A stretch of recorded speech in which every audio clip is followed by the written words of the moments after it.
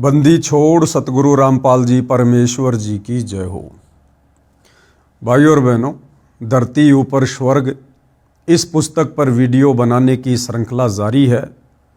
इसी श्रृंखला में आज हमारा ये तीसरे नंबर का वीडियो है।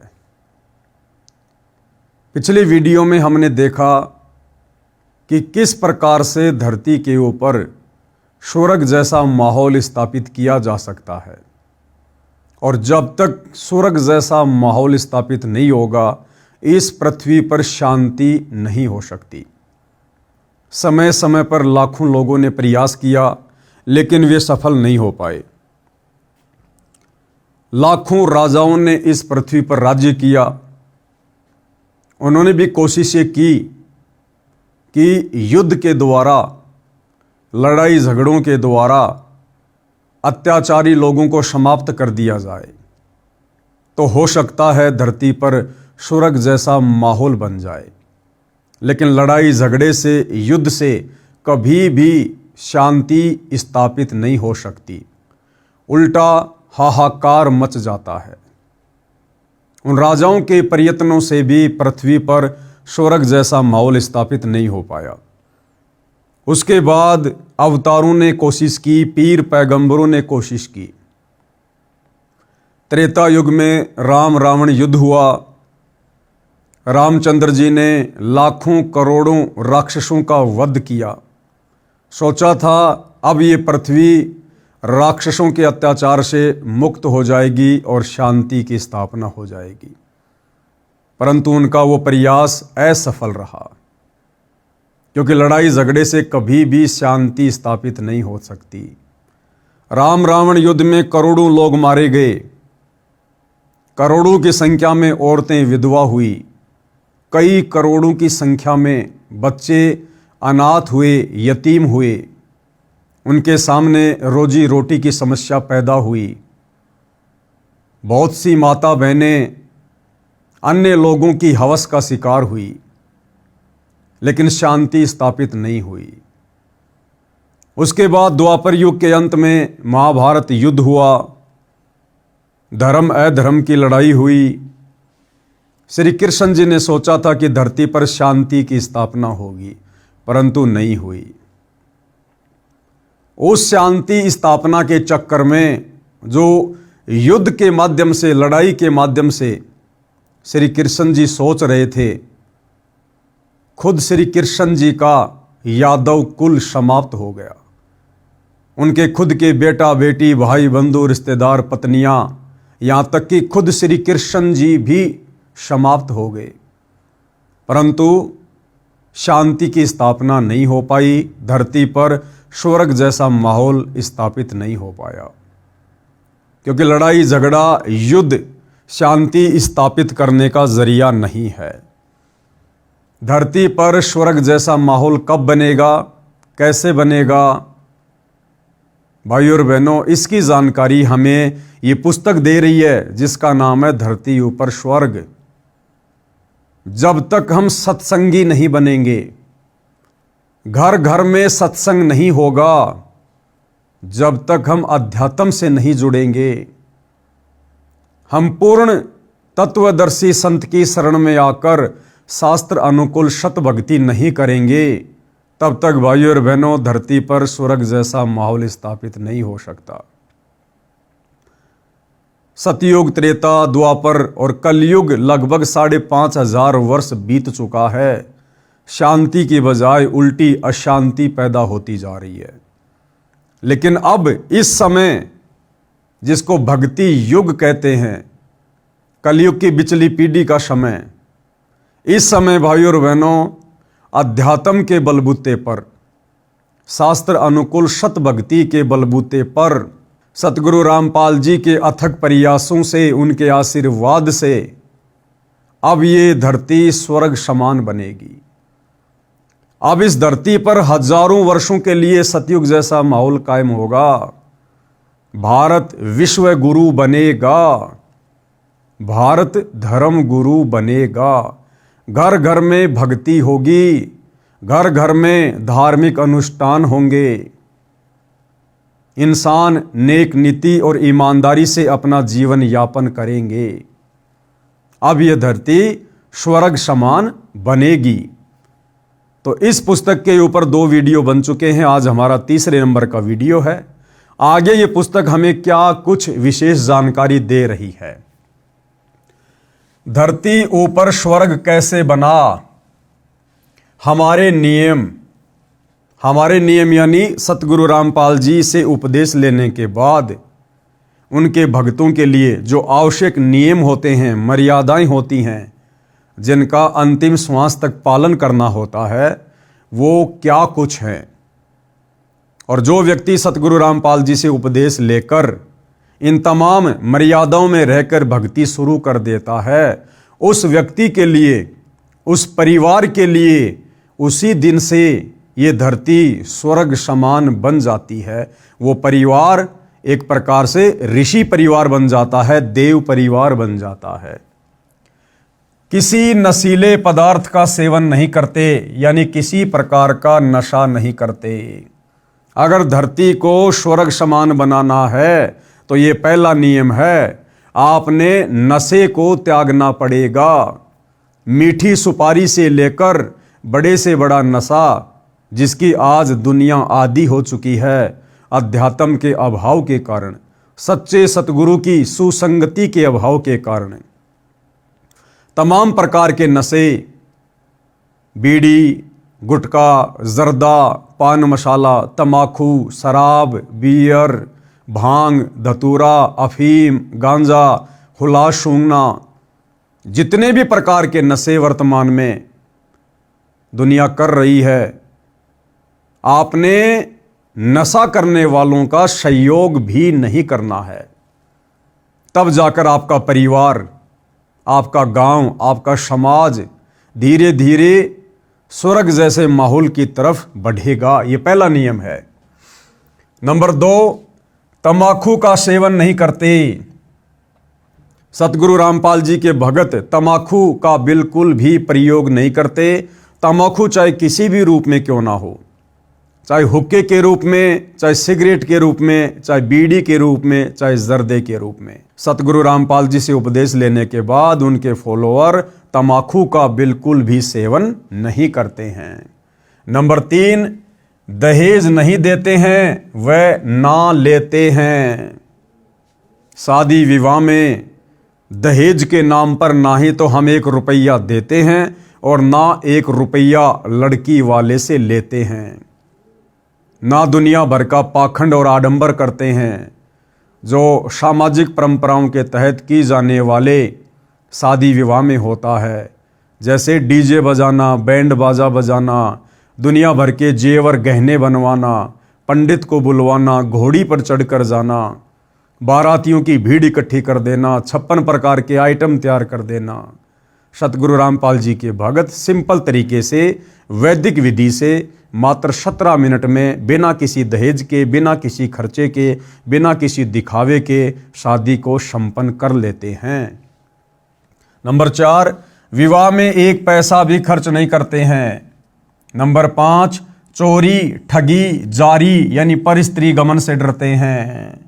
परमात्मा कहते हैं, पर नारी को देखिए बहन बेटी के भाव, कहे कबीर काम नाश का यही सहज उपाव। जिस प्रकार हम एक परिवार में रहते हैं, हमारी बहन होती है, हमारी माँ होती है, और हमारे अंदर हमारी बहन, बेटी या माँ के प्रति किसी प्रकार से कोई गंदी नज़र नहीं होती है। इसी प्रकार यदि धरती पर स्वर्ग जैसा माहौल स्थापित करना है तो हमने पर स्त्री को उम्र के अनुसार बहन, बेटी या माँ की दृष्टि से देखना पड़ेगा। उनके साथ वैसा ही व्यवहार करना पड़ेगा, उनके प्रति वैसी सोच रखनी पड़ेगी जैसी हम अपने घर में अपनी बहन, बेटी और माँ के प्रति रखते हैं। तब धीरे धीरे पृथ्वी पर स्वर्ग जैसा माहौल स्थापित होगा।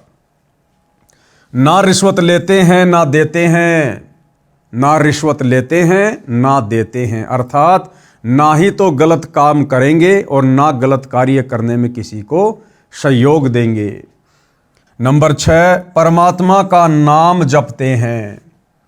गीता अध्याय 16 श्लोक नंबर 23, उसमें गीता बोलने वाला भगवान कह रहा कि अर्जुन, शास्त्र विधि को त्याग कर मनमाना आचरण जो लोग करते हैं, यानी मनमानी भक्ति करते हैं, मनमाने नाम मंत्रों का जाप करते हैं, उनको किसी प्रकार से कोई सुख प्राप्त नहीं हो सकता, कोई रिद्धि सिद्धि की प्राप्ति नहीं हो सकती, उनका मोक्ष नहीं हो सकता।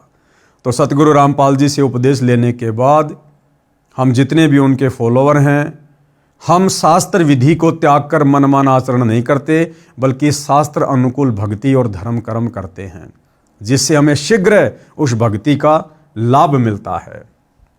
नंबर 7, धार्मिक अनुष्ठान गुरु जी की आज्ञा में रहकर करते हैं। जितने भी धार्मिक अनुष्ठान हैं जो वर्तमान में पूरी दुनिया मनमुखी रूप से कर रही है, हमारे आचार्य शंकराचार्य धर्म गुरु भी मनमाने तरीके से अपने स्वार्थ के लिए, चंद पैसों के लिए धार्मिक अनुष्ठान शास्त्र विधि को त्याग कर करवा रहे हैं, जिसके चलते इंसान को वर्तमान भक्ति का, वर्तमान धार्मिक अनुष्ठानों का कोई लाभ प्राप्त नहीं होता है। लेकिन सतगुरु रामपाल जी के भक्ति मार्ग में आने के बाद हम शास्त्र अनुकूल धर्म कर्म ही करते हैं, जिससे हमें तुरंत लाभ मिलता है।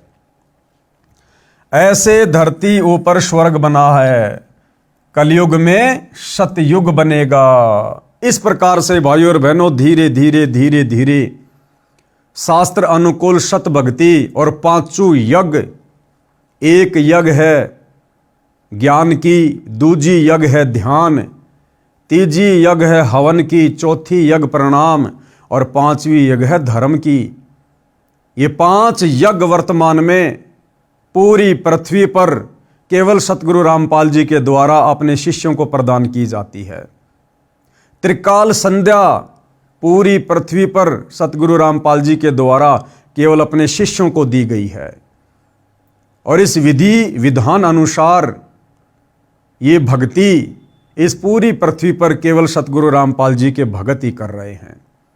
और जिस दिन ये त्रिकाल संध्या, पांचों यज्ञ, शास्त्र अनुकूल सत भक्ति इस पृथ्वी पर घर घर में शुरू हो जाएगी, उस दिन भाइयों और बहनों ऑटोमेटिक धरती पर सतयुग जैसा माहौल हो जाएगा, स्वर्ग जैसा माहौल हो जाएगा। बाकी बातें बनाने से, सरकारों के द्वारा बड़े कड़े कड़े नियम लागू कर देने से, सख्ताई करने से कभी भी धरती के ऊपर स्वर्ग नहीं बन सकता। उल्टी अशांति होगी, हाहाकार मचेगा। सरकार यदि अपराध को रोकने का एक कड़ा कानून बनाएगी, अपराधी लोग 10 नए तरीके और अपराध को बढ़ाने के निकाल लेंगे। ये चूहा बिल्ली का खेल हमेशा बना रहेगा, कभी भी शांति स्थापित नहीं हो पाएगी। तो जितना जल्दी हो सके आप भाई बहन सतगुरु रामपाल जी के प्रवचन, उनके सत्संग जेब से मोबाइल निकालकर यूट्यूब पर देखना शुरू कीजिए। जब तक आप स्वयं नहीं बदलेंगे, आपके विचार नहीं बदलेंगे, जब तक आप खुद शास्त्र अनुकूल सत भक्ति पर नहीं लगेंगे, आपके बच्चे कैसे सुधरेंगे, आपका परिवार कैसे सुधरेगा। और जब आपके बच्चे सुधरेंगे, आपका परिवार सुधरेगा, तो आपको देखकर आपके आड़ोसी पाड़ोसी सुधरेंगे, पूरा गांव सुधरेगा। ऐसे ही एक दिन पूरी पृथ्वी पर यह स्वर्ग जैसा माहौल ऑटोमेटिक उत्पन्न होगा। आगे क्या कह रहे हैं? एक बुद्धिजीवी व्यक्ति ने हमारी व्यवस्था को ठीक से समझा तो बोला। यानी सतगुरु रामपाल जी कह रहे हैं कि एक पढ़ा लिखा बुद्धिजीवी व्यक्ति, उसने जब हमारे इस कबीर पंथ की मर्यादाओं को, नियमों को, भक्ति को अच्छे से समझा, तो उसके बाद उस व्यक्ति के क्या विचार थे। न तो तुम शराब पीते, ना बीड़ी सिगरेट हुक्का पीते, ना दहेज लेते ना देते, तुम जो कमाते हो वह सारी बचत है। जो संत रामपाल जी से दीक्षा ले लेता है उसके तो यूं समझो एक लड़का नौकरी लग गया, इतनी बचत हो जाती है। सही कहा उस व्यक्ति ने। आज हम दुखी क्यों हैं, परेशान क्यों हैं? 24 घंटे इंसान को टेंशन क्यों है? आवश्यकता से अधिक खर्चे, फालतू के खर्चे, व्यर्थ की परंपराओं के पचड़े, शादी आ जाती है, दुनिया भर का दिखावा, दुनिया भर का दहेज, बर्तन, कपड़े, गहने, दुनिया भर की टेंशन व्यर्थ की। उसके बाद नशे, कोई बीड़ी पीता है, कोई शराब पीता है, कोई मांस खाता है, दुनिया भर के खर्चे। लेकिन जब हम सतगुरु रामपाल जी की शरण में आ जाते हैं, उसके बाद हमें पता चलता है कि शास्त्र अनुकूल कर्म क्या है, शास्त्र अनुकूल धार्मिक और सामाजिक कर्म क्या हैं। हम कोई किसी प्रकार का त्योहार नहीं मनाते, ना होली, ना दिवाली, ना मकर संक्रांति, ना क्रिसमस, ना ईद, कुछ भी नहीं, जो कि खर्चों का कारण है। हम शादी विवाह में दुनिया वालों की तरह फालतू में दिखावा नहीं करते, आडंबर नहीं करते, ढोंग नहीं करते। सिंपल तरीके से 1 रुपया भी नहीं लगता और शादी हो जाती है मात्र 17 मिनट में। संत रामपाल जी के भगत किसी प्रकार का कोई नशा नहीं करते। कभी आजमाना हो तो आजमा के देख लेना। हालांकि सतगुरु रामपाल जी के पंथ में वर्तमान में 2 पार्ट हैं, 2 भाग हैं। एक भाग है सतलोक आश्रम से जुड़े भाई बहन, जो इन जगह जगह खुले हुए सतलोक आश्रमों में जाते हैं। दूसरा पार्ट है साध संगति से जुड़े सतसेवक भाई बहन। सतसेवक भाई बहन वर्तमान समय 2025 तक अपने गुरुदेव भगवान की गैर हाजिरी में घर को सतलोक आश्रम बनाकर, ज्ञान को आधार बनाकर, गुरु को परमात्मा मानकर मर्यादाओं में रहकर भक्ति करते हैं। तो साध संगति से जुड़े उन सतसेवक भाई बहनों के ऊपर आप जी कभी भी एक्सपेरिमेंट कर सकते हो। आप कभी भी उनकी परीक्षा ले सकते हो कि वास्तव में संत रामपाल जी के भगत नशा करते हैं या नहीं करते, नशे का समर्थन करते हैं या नहीं करते हैं। किसी भी साध संगति से जुड़े सतसेवक भाई बहन को अगर देश का प्रधानमंत्री भी आकर कहे कि भगत जी मुझे सिगरेट पीनी है, मेरे पास में माचिस नहीं है, आप मुझे माचिस दे दीजिए, वो भगत जो साध संगति से जुड़ा है वो उसी समय बड़े प्यार से, बड़ी आधीनी से प्रधानमंत्री जी से कहेगा कि प्रधानमंत्री जी आप हमारे घर पर आए, आपका स्वागत है, बैठिए, चाय पानी पीजिए।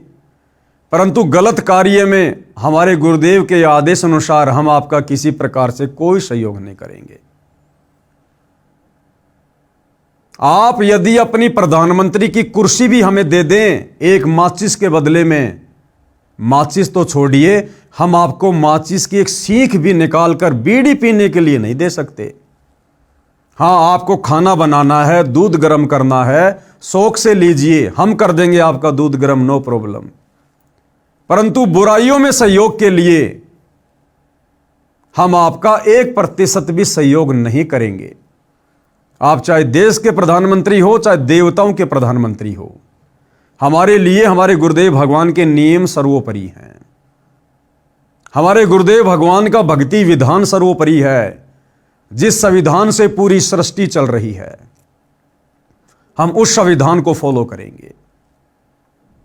और सतलोक आश्रमों से जुड़े भाई बहन, उनकी गारंटी हम इसलिए नहीं दे सकते क्योंकि वो लोग नशे का समर्थन करते हैं। कुछ दिन पहले मैंने एक वीडियो बनाया था हुक्के के ऊपर कि ये जितनी भी खाप पंचायतें हैं जो सतगुरु रामपाल जी की फोटो का सम्मान कर रही हैं, इन लोगों को हक नहीं है ये लोग सतगुरु रामपाल जी की फोटो को छुएं, क्योंकि ये सारे लोग तमाकू सेवन करते हैं, हुक्का पीते हैं, बीड़ी पीते हैं, शराब पीते हैं। और ऐसा व्यक्ति सतगुरु रामपाल जी की छवि को हाथ लगाने का अधिकारी नहीं है। उस बात को लेकर खाप पंचायत के प्रधानों ने और सतलोक आश्रम वालों ने, जो मुख्य लोग हैं इन आश्रमों के, इन्होंने एक प्रेस कॉन्फ्रेंस की, एक मीटिंग बुलाई और उन पंचायतों के प्रधानों के साथ बैठकर जो प्रधान मुझ पवन दास के खिलाफ हुक्के को लेकर, तमाकू को लेकर एक्शन लेने की बात कह रहे थे, मुकदमा करने की बात कह रहे थे, ये पवन दास तो हुक्के को गलत बताता है, हुक्का पीने वाले ढेड होते हैं, नीच होते हैं, इसने हमारी बेइज्जती की है। ये सतलोक आश्रम के मुख्य व्यक्ति, सतलोक आश्रम का मीडिया प्रभारी डॉक्टर चांद राठी, हरियाणा का स्टेट कोऑर्डिनेटर अमन गोदारा, सतलोक आश्रम में रहने वाला विकास सिंहपुरिया, लाखन माजरा से राजवीर सैनी, ये तमाम लोग वहां बैठकर उन ग्राम पंचायत वाले प्रधानों का हुक्के को लेकर समर्थन कर रहे थे। इसलिए इन सतलोक आश्रम वालों की गारंटी हम नहीं दे सकते। ये कब पीछे हट जाएं, कब ये अपने वचन से हट जाएं, कब ये कौन सी मर्यादा तोड़ दें, इनका कोई भरोसा नहीं है। लेकिन साध संगति से जुड़े हुए सत्सेवक भाई बहनों की हम गारंटी देते हैं। हम भाई बहन कभी सौपन में भी अपने गुरुदेव भगवान की मर्यादाओं को लांघ कर ऐसा कोई भी कार्य करने का दुस्साहस नहीं कर सकते जिससे हमारे गुरुदेव भगवान नाराज हों। तो भाई और बहनों, इस प्रकार से जब हम सतगुरु रामपाल जी से उपदेश लेकर शास्त्र अनुकूल सत भक्ति करेंगे, मर्यादाओं पर दृढ़ रहेंगे, तब एक दिन स्वतः इस पृथ्वी पर स्वर्ग जैसा माहौल ऑटोमेटिक स्थापित हो जाएगा। बाकी बातें करने से नहीं होगा। तो उस भाई ने कहा कि संत रामपाल जी के जो भगत हैं और जिस प्रकार से वो लोग इन बुराइयों से दूर हैं, आडंबरों से दूर हैं, पाखंडों से दूर हैं, नशे से दूर हैं, व्यर्थ के खर्चों से दूर हैं, तो उनके घर में तो समझो एक व्यक्ति नौकरी लगा हुआ है। यानी इन फालतू की परंपराओं पर, नशे आदि पर व्यक्ति ज्यादा भी नहीं तो कम से कम 15-20 हजार रुपया महीने में खर्च कर देता है। साल का लाखों रुपया खर्च कर देता है। और इतना पैसा तो घर में वो व्यक्ति कमाता है जो नौकरी कर रहा हो। तो सतगुरु रामपाल जी के भक्तों के घरों में जो भगत उनके नियमों पर चलते हैं और नियमों पर चलने के चलते उनको जो बचत हो जाती है, समझो एक व्यक्ति उस घर में सरकारी नौकरी लगा हुआ है। इस भाई का यह कहने का मतलब है, जो संत रामपाल जी से दीक्षा ले लेता है उसको तो यूं समझो एक लड़का नौकरी लग गया, इतनी बचत हो जाती है। मेरा एक बुआ का लड़का है, वह महीने के 60,000 रुपये सैलरी लेता है, सरकारी नौकरी है। शराब सिगरेट पीकर घर का नाश कर रखा था। मैं एक दिन सुबह सुबह उनके घर गया, वह तो नौकरी पर गया था, कहीं पीकर पड़ गया, आया ही नहीं घर। ऐसा कई बार करता था। उसकी पत्नी ने चूल्हा जला दिया, उस पर डेगची रख दी, चाय बनाने लगी। मैं दूसरे कमरे में बैठा था, उठकर देखा तो वह चूल्हे के पास बैठी थी। 1 घंटा हो गया, चाय नहीं आई।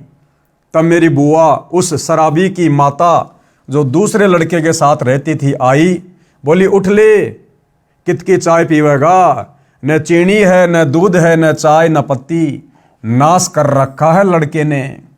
मैं दूसरी बुआ के लड़के के घर गया, वहां चाय पी, कुछ सामान दुकान से खरीद कर उसके घर डालकर आया।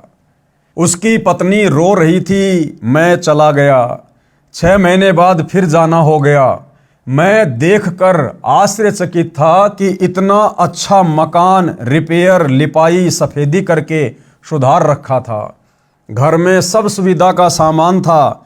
मेरी बुआ जी भी वहीं थी, वह बुआ का बेटा भी वहीं था। मैंने पूछा, 6 महीने में ये नरक स्वर्ग कैसे बन गया? यानी तेरे घर का माहौल जब मैं 6 महीने पहले आया तो नरक के जैसा था, अब अचानक से 6 महीने में स्वर्ग के जैसा कैसे बन गया?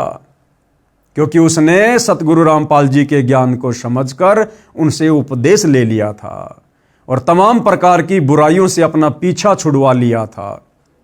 और 60,000 रुपये महीने का कमाते कमाते जिस घर में बच्चों को खाने के लिए अच्छे से भोजन भी नहीं मिलता था, पहनने के लिए कपड़े भी नहीं मिलते थे, अब उस व्यक्ति की पूरी सैलरी 60,000 रुपये उस घर में बचत के रूप में आने लगी। बचत के रूप में जो वो नशे में बर्बाद किया करता था। उस भाई ने बताया कि इस गांव में संत रामपाल जी सत्संग करने आए थे। रात्रि 9 बजे का समय था। मैं ड्यूटी से आया, घर पर कोई नहीं था। मुझे पता चला सत्संग में गए हैं। मैं गया तो था अपनी पत्नी को बुलाने, जो बच्चों समेत सत्संग में गई थी। उस दिन कहीं से पीने का जुगाड़ बना नहीं। मैंने भी सत्संग सुना तो मेरी आंखें खुल गई, सारा सत्संग जैसे मेरे ऊपर था। यानी उस दिन अंतर्यामी सतगुरु रामपाल जी उस आत्मा को अपनी शरण में लेने के लिए नशे के ऊपर ही सत्संग कर रहे थे कि भाई नशा तो नाश की जड़ है। नशे ने केवल परिवारों को उजाड़ा है, कभी बसाया नहीं है। और नशेड़ी व्यक्ति के बच्चों पर, उसकी जवान बेटी पर, उसकी स्त्री पर दूसरों की नजर रहती है। घर में कभी शांति नहीं रहती, उसके बच्चे बिगड़ जाते हैं संस्कार के अभाव में। सारा का सारा सत्संग गुरुदेव ने उस दिन नशे के ऊपर किया, क्योंकि उस नशेड़ी आत्मा को परमात्मा ने अपनी शरण में लेना था। गुरु जी को पता भी नहीं था मैं कौन हूं। हालांकि ये उनकी सोच है जो कह रहे हैं कि गुरु जी को पता भी नहीं था कि मैं कौन हूं, लेकिन वे तो अंतर्यामी हैं, जानी जान है, घट घट की जानते हैं। चीटी पायल बाजे पैर, साहिब सुनता है सब लहर। तो गुरुदेव को तो पता था कि वो आत्मा आ रही है जिस आत्मा को काल ने बुरी तरह से बिगाड़ रखा है। गुरु जी को पता भी नहीं था मैं कौन हूं। मैंने उसी दिन नाम ले लिया, सब बीड़ी शराब वाहियात का खर्च बंद कर दिया। जो कमाता हूं सारी बचत है, न रिश्वत लेने की आवश्यकता, न कंपनी में ओवर टाइम करना। ओवर टाइम वाला पैसा भी नशे में जाता था, उसके स्थान पर अन्य भाई बहनों को रोजगार मिल गया। अब एक चीज का हमें थोड़ा ध्यान देना होगा भाई और बहनों, क्योंकि हमने इन पुस्तकों को पढ़कर शिक्षा ग्रहण करनी है। यहां क्या लिखा गया है? नए कंपनी में ओवर टाइम करना। वो ओवर टाइम क्यों किया करता था? क्योंकि वो नशे का आदी था, गलत बुराइयों में पड़ा हुआ था, इसलिए ओवर टाइम भी किया करता था। अब जब हम सतगुरु रामपाल जी से उपदेश ले लेते हैं तो भाइयों और बहनों, नशा हम नहीं करेंगे, गलत काम हम नहीं करेंगे, परमात्मा का आशीर्वाद हमारे परिवार पर रहेगा, कमी किसी चीज की होगी नहीं, आवश्यकता के अनुसार परमात्मा हमारी मदद करेगा, अनावश्यक वस्तुओं की हमें जरूरत नहीं। फिर भला भगत को ओवर टाइम करने की क्या जरूरत है? दिन रात काम धंधे में पड़े रहने की क्या जरूरत है? पहले जब हम ओवर टाइम किया करते थे उस समय हमें ज्ञान नहीं था, हमें नहीं पता था कि समय का, श्वासों का सदुपयोग कैसे करना चाहिए। नाम दीक्षा से पहले हमारी एक ही सोच थी कि जिसके पास जितना ज़्यादा पैसा होगा समाज में उसकी इतनी इज्जत होगी। पैसा है तो सब कुछ है, वरना कुछ भी नहीं है। लेकिन उपदेश लेने के बाद हमें पता चला कि जिसके घर में भक्ति है तो सब कुछ है, जिसके परिवार पर सतगुरु का आशीर्वाद है तो सब कुछ है, जिसके पास सतगुरु का सतनाम है, नाम है, शरण है, तो समझो दुनिया का सबसे बड़ा धन उसके पास है। कबीरा सब जग निर्धना, धनवंता ना कोई, धनवंता सो जानिए जिसके पास राम नाम धन होए। तो सबसे बड़ा धन है सतगुरु का ज्ञान, सतगुरु का नाम, सतगुरु का आशीर्वाद। तो अब हम भगत भाई बहनों ने ज्यादा से ज्यादा समय सतगुरुदेव भगवान की भक्ति में व्यतीत करना है, सत्संग सुनने में, सुमरण करने में व्यतीत करना है। इसलिए नाम उपदेश लेने के बाद हमने ओवर टाइम करने की कोई आवश्यकता नहीं पड़नी चाहिए। वो ओवर टाइम का समय अब हम परमात्मा की भक्ति में, सुमरण करने में, या सत्संग में, या फिर सेवा करने में लगाएंगे, जिसका प्रतिफल हमें उस ओवर टाइम के बदौलत कई संख्यों गुणा ज्यादा मिलेगा परमेश्वर के दरबार में। क्योंकि नाम उपदेश लेने के बाद हमारा एक अकाउंट खुल जाता है, भक्ति वाला अकाउंट है। हम जो भी दान धर्म सुमरण सत्संग सुनते हैं, अच्छे कर्म करते हैं, धार्मिक अनुष्ठान करते हैं, हमारे भक्ति वाले खाते में वो हमारा भक्ति धन सूक्ष्म रूप में जमा होता रहता है। आप और हमें उसकी भनक भी नहीं है, लेकिन परमात्मा का सिस्टम ऑटोमेटिक है, ऑटोमेटिक सिस्टम है हमारा। जिस प्रकार हम किसी फैक्ट्री में काम करते हैं और हम जितना काम करेंगे, जितना ओवर टाइम करेंगे, या जिस दिन हम फैक्ट्री में नहीं आएंगे वो सारा का सारा जो कैलकुलेशन होता है ऑटोमेटिक जुड़कर और महीने में हमारी सैलरी बन जाती है और उसी हिसाब से फिर उसको महीने में सैलरी मिलती है। तो ये भक्ति रूपी अकाउंट जो सतगुरुदेव ने सूक्ष्म रूप से खोल रखा है, ये ऑटोमेटिक हम जैसा भी करेंगे, जैसे भी हमारे भाव होंगे, श्रद्धा होगी, दान धर्म की रुचि होगी, सत्संग सुनते हैं, सुमरण करते हैं, पांचों यज्ञ करते हैं, ऑटोमेटिक हमारा भक्ति धन सूक्ष्म अकाउंट में ऐड होता रहता है जो हमें दिखाई नहीं देता। जिस प्रकार एक मोबाइल से दूसरे मोबाइल में लाखों करोड़ों रुपया सेकंडों में ट्रांजैक्शन हो जाता है, लेकिन एक मोबाइल से दूसरे मोबाइल में जाते हुए वो पैसा नहीं दिखाई देता। इसी प्रकार जो भी हम भक्ति मार्ग पर करते हैं ऑटोमेटिक हमारी भक्ति वाले खाते में वो जमा होता रहता है। तो सतगुरु रामपाल जी के भक्तों ने उपदेश लेने के बाद ओवर टाइम के चक्कर में नहीं पड़ना चाहिए। ओवर टाइम वाला पैसा भी नशे में जाता था, उसके स्थान पर अन्य भाई बहनों को रोजगार मिल गया, ऋषि जैसा जीवन बन गया। मैं बोला कि खर्च करने की जगह ही नहीं बचती, सब बकवास छूट जाती है। मेरी बुआ के बेटे का घर नरक से स्वर्ग बना मेरी आंखों के सामने है। तो इस प्रकार से भाई और बहनों पृथ्वी का माहौल बदलता है और बदल रहा है। लड़ाई झगड़ों से, युद्ध से, मारकाट से, सख्त कानून बना देने से हम कभी भी धरती को स्वर्ग समान नहीं बना सकते। जब तक हमारी सोच नहीं बदलेगी, हमारे विचार नहीं बदलेंगे, जब तक हम पाप करने से नहीं डरेंगे, बुराइयों से नहीं डरेंगे, तब तक धरती स्वर्ग समान नहीं बन सकती।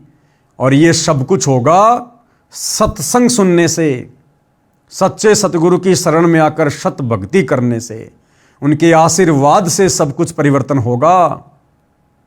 केवल कड़े कड़े नियम बना देने से, सरकारों के द्वारा शक्ति कर देने से कभी भी पृथ्वी पर स्वर्ग जैसा माहौल नहीं बनता।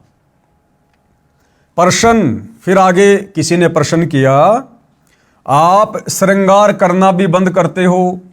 आभूषण तो स्त्री की शोभा होती है, इज्जतदार व धनवान के घर की बहू बेटी की तो इसी से गरिमा बनती है। ये आपका असूल यानी नियम कुछ जचा नहीं।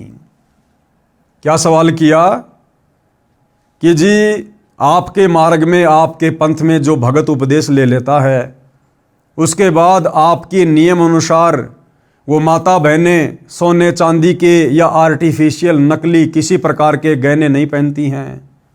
जो पुरुष भगत होते हैं वो कोई भी सोने चांदी की चैन या सोने चांदी की अंगूठी वगैरह कुछ नहीं पहनते हैं, ना कोई तड़कीले भड़कीले छोटे छाटे कपड़े पहनते हैं, ना कोई जींस वगैरह पहनते हैं, ना कोई टाइट टी शर्ट पहनते हैं। तो ये सब कुछ क्या, ये गहने वाने पहनना, बढ़िया बढ़िया कपड़े पहनना, ये तो धनवान और इज्जतदार लोगों की पहचान होती है। तो आपका ये नियम हमें कुछ समझ में नहीं आया। तो गुरुदेव भगवान ने उस भोली आत्मा को क्या जवाब दिया? उत्तर, इसका लाभ कोई नहीं और हानि भयंकर है। हम शास्त्रों को आधार मानकर अपनी सब क्रिया करते हैं, जैसे पूर्व में भी बताया था। और सुनो, अब गुरुदेव महाभारत की कथा सुनाकर उस नादान व्यक्ति की शंका का समाधान कर रहे हैं कि भाई ये सोना क्या है, ये सोने चांदी के गहने क्या हैं, और सोने चांदी के गहने आप और हमने धारण क्यों नहीं करने चाहिए? इसका एक शास्त्रीय रीजन है। महाभारत का प्रकरण है, राजा परीक्षित से जुड़ी हुई कथा है।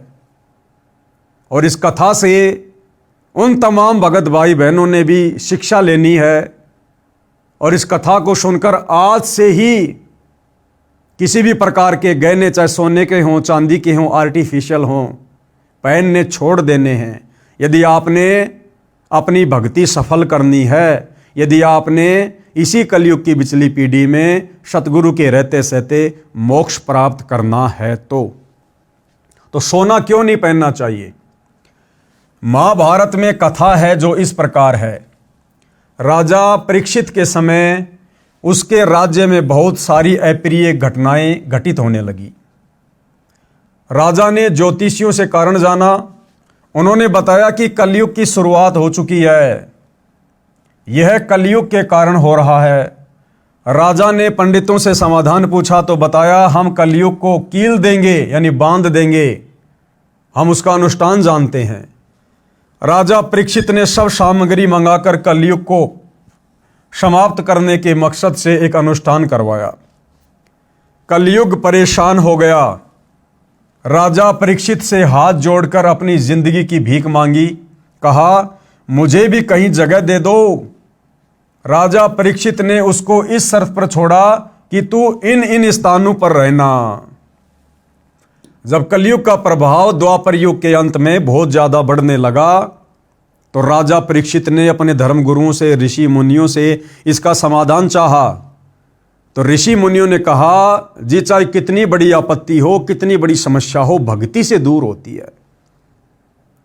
और काल के साथ तो कोई लड़ाई झगड़ा भी नहीं किया जा सकता कि हम उसको तीर से मार देंगे, तलवारों से काट देंगे।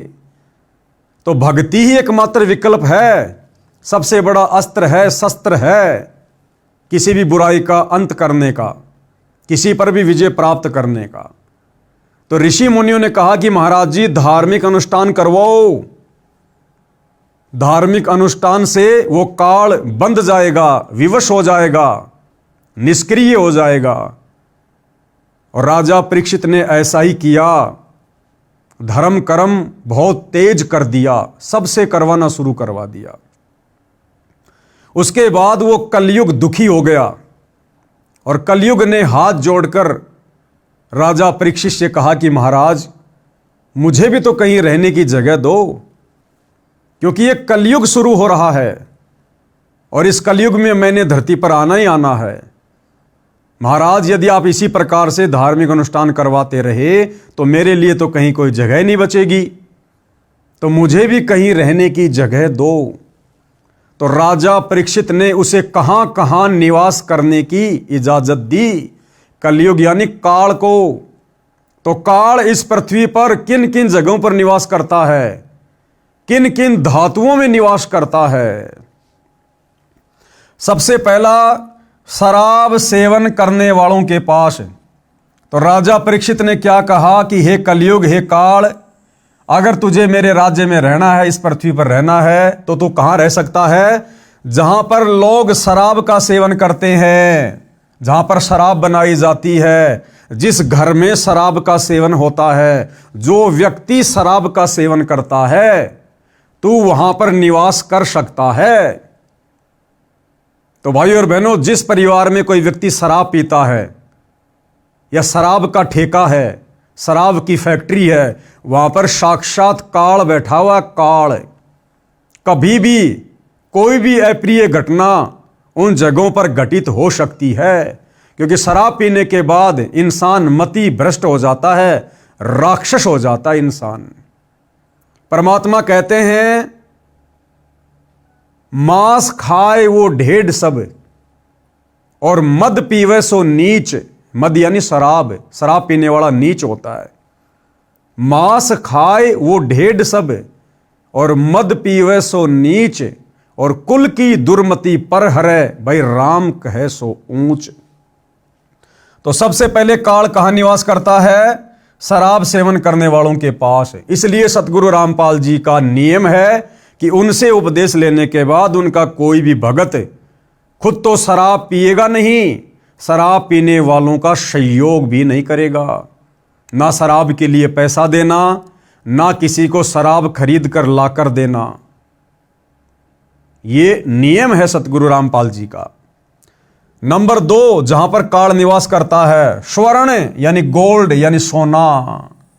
सोने में काल का निवास है। राजा परीक्षित ने कहा कि आप सोने में भी निवास कर सकते हो, आप गोल्ड में निवास कर सकते हो। तो सोने में किसका वास है? काल का। और काल भाई और बहनों कभी भी सद्बुद्धि नहीं आने देता। तो सतगुरु रामपाल जी के मार्ग में या अन्य जगत वाले भाई बहन माताएं, अगर उनके घर में सोना है, अगर वे सोने चांदी के आभूषण पहनती हैं, उनको कभी भी सद्बुद्धि नहीं आ सकती। अगर जगत वाला है तो कभी भी उसको सद्बुद्धि नहीं आएगी, उल्टे काम ही करेगा। और यदि सतगुरु रामपाल जी से उपदेश लेने के बाद कोई सोना चांदी पहनता है, अपने घर में रखता है, तो समझो अभी उसके घर में परमात्मा का वास नहीं है। भगत होने के बावजूद उसके घर में अभी काल का वास है, काल का वास। तो जहां सोना होता है या जो भाई बहन सोना पहनते हैं, वहां पर काल का वास है।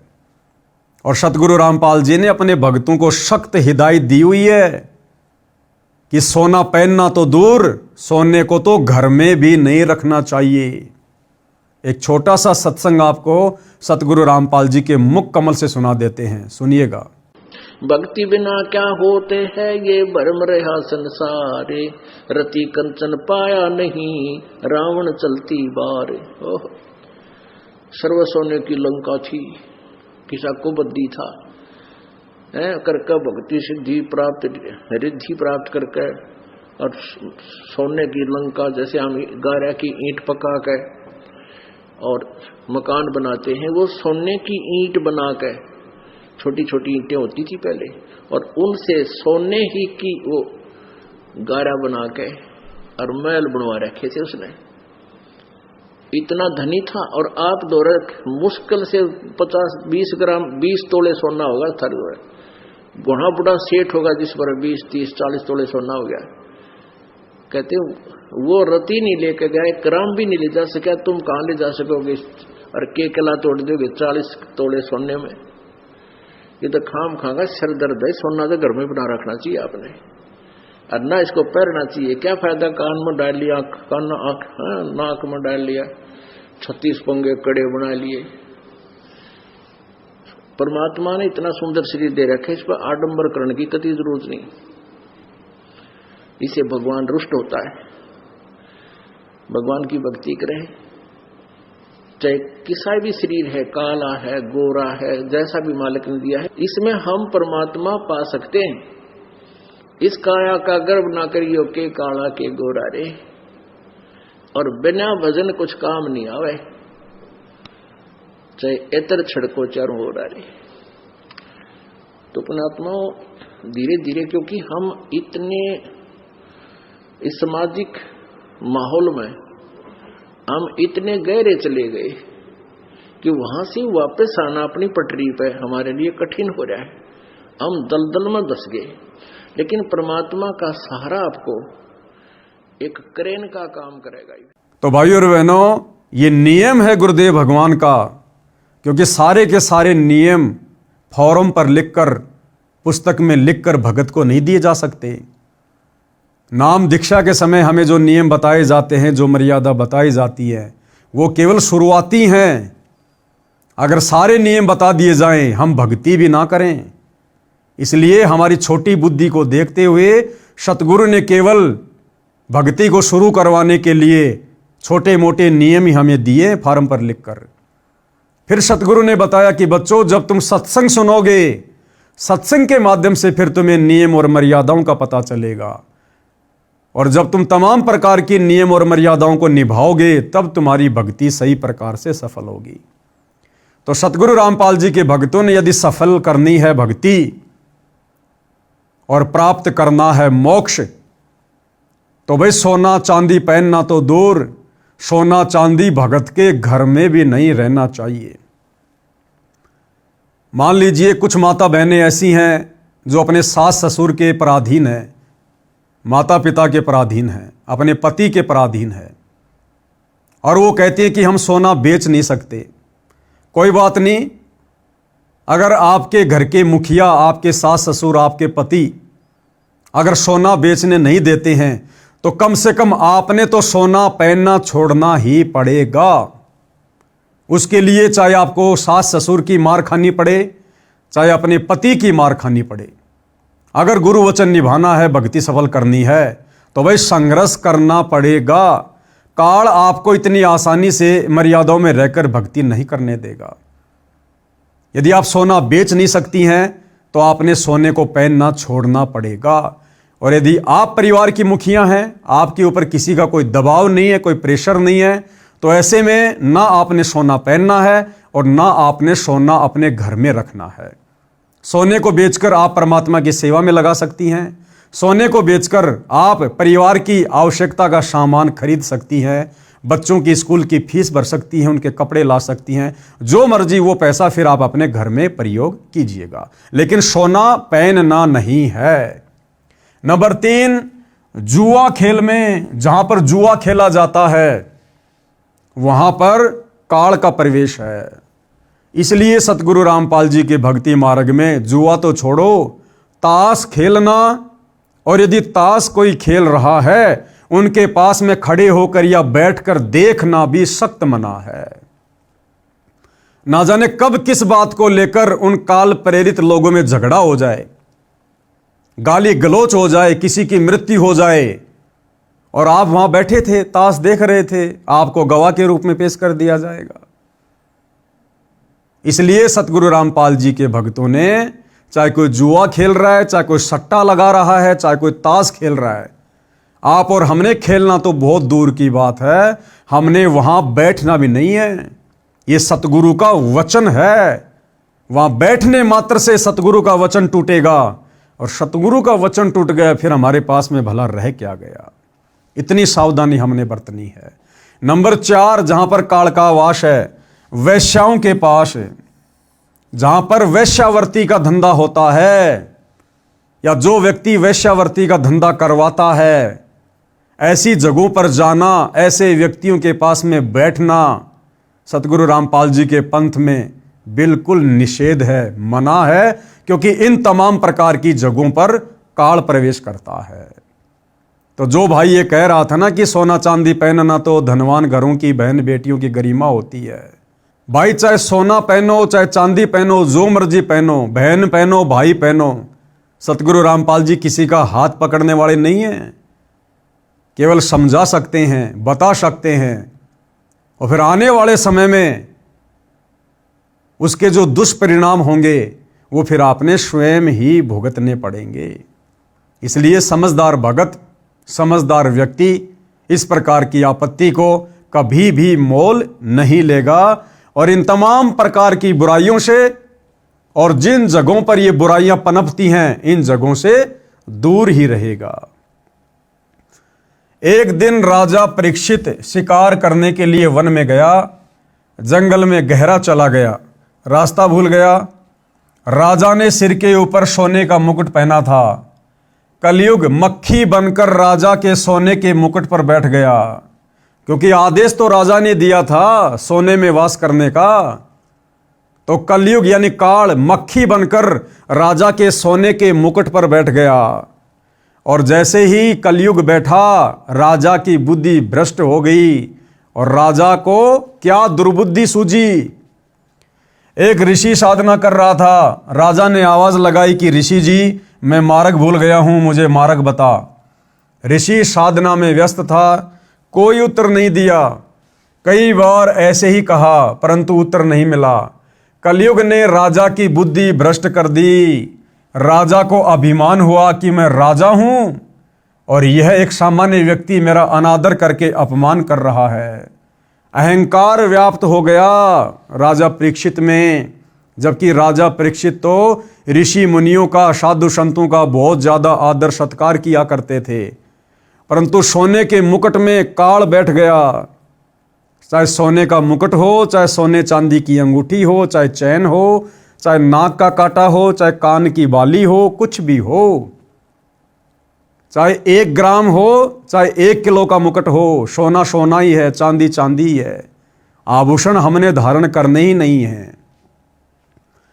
कलयुग के प्रभाववश होकर राजा ने एक मरा हुआ सर्प, जो उसने ऋषि की कुटिया की ओर आते समय कुटिया से थोड़ी दूरी पर देखा था, उसे तीर में टांग कर लाया, ऋषि जी के गले में मरा हुआ सांप डाल दिया और चला गया। उस ऋषि के बच्चे को, जो खेलने दूर ऋषि बच्चों के साथ गया हुआ था, बताया कि आपके पिताजी के गले में राजा परीक्षित ने मरा हुआ सांप डाला है। लड़का कुटिया पर आया और पिता के गले से सर्प उतारा और राजा परीक्षित को श्राप दे दिया कि राजा परीक्षित, तेरे को आज से 7 दिन बाद तक्षक सर्प डसेगा, तेरी मृत्यु हो जाए। 7 दिन के बाद राजा परीक्षित को तक्षक सर्प ने डसा और मृत्यु हो गई। इससे स्पष्ट है कि जिसके घर में वह शरीर पर सोना है उस पर कलयुग का दुष्प्रभाव रहता है, जो परेशानी का कारण बनता है। अब भाइयों और बहनों, ये कथाएं सतगुरु रामपाल जी महाराज कोई 1-2 वर्ष से नहीं सुना रहे। इस प्रकार की पुस्तकें लिख लिख कर समाज को और भगत समाज को शिक्षाएं 1 या 2 वर्षों से नहीं दे रहे।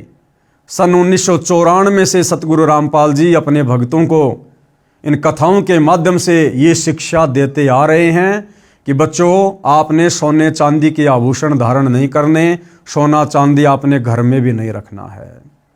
लेकिन भाइयों और बहनों, बड़ी विडंबना की बात है, सैकड़ों किलोमीटर दूर से जो लोग संत रामपाल जी के सत्संग सुनने आते हैं, उन्होंने अपने गुरु के ज्ञान को आधार बनाकर सोने चांदी को घर से निकाल फेंका, अपने शरीर से सोना चांदी उतार दिया है। परंतु सतगुरु रामपाल जी का कलयुगी परिवार, उनकी कलयुगी धर्मपत्नी अनारो देवी, संत रामपाल जी की कलयुगी बेटी मंजू देवी और मंजू देवी की बेटियां आज भी सोने चांदी के आभूषण अपने शरीर पर धारण करती हैं 2025 तक। जबकि साध संगति से जुड़े हुए सत्सेवक भाई बहन इस बुराई को कब से छोड़ चुके हैं। शुरुआत में संघर्ष करना पड़ा, अपने पति की मार खानी पड़ी, सास ससुर की डांट खानी पड़ी, लेकिन उन आत्माओं ने गुरु वचन को सर्वोपरि रखा और उन आत्माओं ने जो साध संगति से जुड़ी हुई है, उन माता बहनों ने आज अपने शरीर से सोना चांदी दूर फेंक दिया है। परंतु सतगुरु रामपाल जी का परिवार आज वर्तमान 2025 तक भी इस काल को, इस कलयुग को अपने शरीर पर धारण किए बैठा है।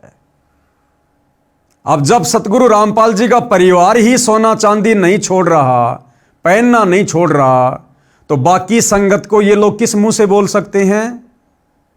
और संगत तो हमेशा भेड़ चाल में चलती है, तो सतलोक आश्रमों से जुड़ी हुई संगत भी ज्यादातर आज भी सोना चांदी अपने शरीर पर धारण करती है। इसलिए मैंने पहले कहा था कि मैं केवल अपने सत्सेवक भाई बहनों की गारंटी दे सकता हूं नियम और मर्यादाओं को लेकर, लेकिन सतलोक आश्रमों से जुड़े हुए भाई बहनों की गारंटी नहीं दी जा सकती। अन्य हानि सोने की, फिर गुरुदेव भगवान बता रहे हैं कि सोना पहनने से अन्य और क्या क्या हानि हो सकती है। नंबर 1, चोरी का भय, हमेशा डर बना रहेगा, कभी चोर गहने चुरा ना ले जाए। माता बहन कहीं यात्रा कर रही हैं, बस या ट्रेन की खिड़की के पास बैठी हैं, उनके कान में बड़े बड़े सोने के कुंडल हैं, अचानक से कोई मनचला व्यक्ति खिड़की में हाथ देकर उंगली फंसाकर उस सोने या चांदी के बाले में खींच लेता है। वो सोना तो गया सो गया, उस माता बहन का कान भी कट गया। या कोई चोरी कर ले जाए, सोने चांदी के लिए कोई व्यक्ति मर्डर भी कर दे। आए दिन हम लोग अखबार में देखते हैं।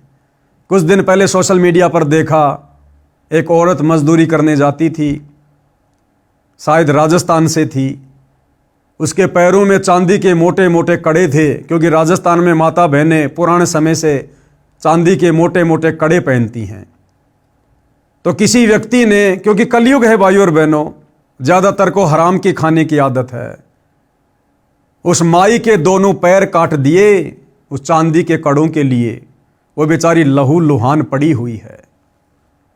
तो गुरुदेव भगवान कहते हैं कि चोरी का भय और मौत का भी भय। समाचार पत्रों में पढ़ते हैं, एक बहन सोने की मोटी चैन गले में पहने हुए थी, उसमें एक मोटा पिंडल लगा था, शहर से घर की ओर लौट रही थी। 2 व्यक्ति एक मोटरसाइकिल पर आए, एक ने चैन को पकड़कर झपट्टा मारा, मोटी चैन थी, टूटी नहीं, गर्दन में गड़ गई, जख्म हो गया। दूसरे ने कहा कि ले चाकू, गर्दन काट दे। ये सुनकर उस बहन ने हाथ जोड़कर जीवन की भीख मांगी, चैन निकाल कर दे दी और वो भाग गए। बहन मूर्छित होकर गिर गई। लोग इकट्ठे हो गए, अस्पताल में ले गए, इलाज करवाया, पुलिस बुलाई। जब वह बहन होश में आई तो चिल्लाई कि मारो मत मुझे, चैन निकाल लो। यानी उस समय तक भी वो सदमे में थी। जब होश में आई तो उसको लगा कि वो चैन छीनने वाले खड़े हैं। फिर अचेत हो गई। जब ठीक हुई तब सारी घटना बताई। कर लो दिखावा। बताओ ऐसी घटिया चीज का क्या दिखावा करें जिसको पहनने के चलते हमारी जान पर बनाए। इसलिए सतगुरु रामपाल जी अपने भक्तों को मना करते हैं कि भाई अगर आपने भक्ति करनी है, अगर आपने भगत बनकर रहना है तो आपने इस प्रकार की बकवादों से दूर होना पड़ेगा। हमें साधु की परिभाषा बताई गुरुदेव ने। साधु सोही जो सीधा चाल है, सिंपल तरीके से रहना, कोई मान बढ़ाई नहीं, कोई दिखावा नहीं, कोई अहंकार नहीं। अब माता बहनें सोना पहन लेती हैं, कई भाई मोटी मोटी सोने की चैन पहन लेंगे, अंगूठियां पहन लेंगे कई सोने चांदी की। अब बताओ सोना चांदी कोई दूध दे रहा है क्या? केवल दिखावा। ये दिखावा मान बढ़ाई को पैदा करेगा, ये दिखावा अहंकार को पैदा करेगा। और जिस भगत के अंदर मान बढ़ाई है, अहंकार है, दिखावे वाली सोच है, उस भगत के निकट भगवान 1% भी नहीं है। वो भगत अभी भक्ति के निकट भी नहीं है। तो भाई या तो दिखावा कर लो या भक्ति कर लो, दो नावों में सवारी नहीं चल सकती। सोना जिसे धनवानों की बहु बेटियों की गरिमा बताकर नरक ढोते हैं, वही जान का झाड़ बन गई। गरिमा सड़क किनारे अचेत मिट्टी में पड़ी थी।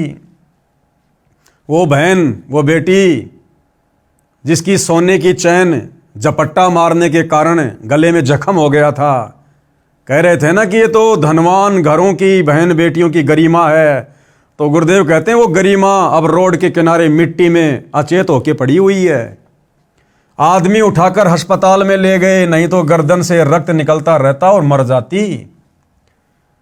30 वर्ष के आसपास आयु की बहन कानों में मोटे मोटे छल्ले बाले पहने हुए थी। वे थे तो नकली परंतु असली लग रहे थे। वह ट्रेन के इंतजार में स्टेशन पर खड़ी थी। 2 झपट्टा मारों की नजर उस पर पड़ी थी। जब रेलगाड़ी आई, गाड़ी में चढ़ने वालों की भीड़ बन गई। वे दोनों उस खिड़की के पास आ गए जिसमें वह बहन चढ़ने के लिए खड़ी थी।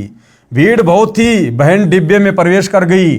सीढ़ियों तक डिब्बा भरा था। गाड़ी 2 मिनट में चल पड़ी। उन दुष्टों ने एक एक कान का छल्ला पकड़ा, झपट्टा मारा, कान फट गए। दोनों ट्रेन से कूद गए। गाड़ी ने स्पीड पकड़ी ही थी। वह बहन चिल्लाई, तब तक ट्रेन दूर जा चुकी थी। डिब्बे के व्यक्तियों ने गाड़ी की चैन खींची। लुटेरे तो जा चुके थे। उस बहन को अस्पताल में ले जाया गया, इलाज करवाया। तब उस बहन ने बताया कि ये कानों के बाले छल्ले नकली थे। ये झूठी शान का दिखावा भी दुख का मूल मंत्र है। आजकल चल रहा है ना गोल्डन पॉलिश वाले सोने के आभूषण, ब्याह शादी में माता बहनें पहन के जाती हैं। यानी जिनके घरों में सोना नहीं होता है, जिन माता बहनों के पास सोने के आभूषण नहीं होते, वो आर्टिफिशियल सोने के आभूषण पहनती हैं जिन पर सोने जैसी पॉलिश की गई होती है। क्या है वो? दिखावा, झूठी मान बढ़ाई।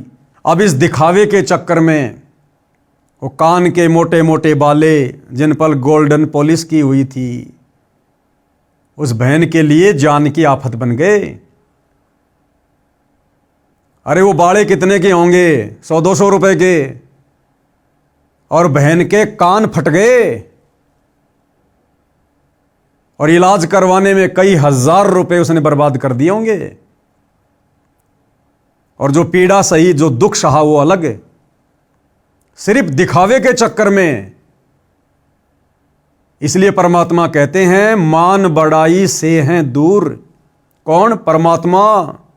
सतगुरु हमेशा मान बढ़ाई करने वाले, दिखावा करने वाले भक्तों से दूर रहते हैं। मान बढ़ाई से हैं दूर और आजिज के हरि सदा हजूर। और जो आधीन भगत होता है, मान बड़ाई दिखावे से दूर होता है, सिंपल तरीके से रहता है, परमात्मा यानी सतगुरु रामपाल जी भगवान कहते हैं मैं तो उस भगत का भी दास हूं, दास। और वे जो अपने आप में आंडी पाक कर फिर है, दिखावा करता है, कहते हैं उसके तो मैं निकट भी नहीं हूं। सोने को त्याग देने का लाभ। अब क्या कह रहे हैं गुरुदेव कि सोने को त्यागने से क्या लाभ है? ना कोई चोरी का डर रहेगा, ना झपट्टा मारूं का डर रहेगा। यदि सब जनता हमारे की तरह सादा जीवन जिए तो घर स्वर्ग बनेगा ही बनेगा। ना तो चोरों का डर, ना झपट्टा मारों का डर, ना शरीर को कोई हानि होगी, ना कोई व्यर्थ का दिखावा होगा। और सबसे बड़ी बात, घर में काल का प्रवेश नहीं होगा।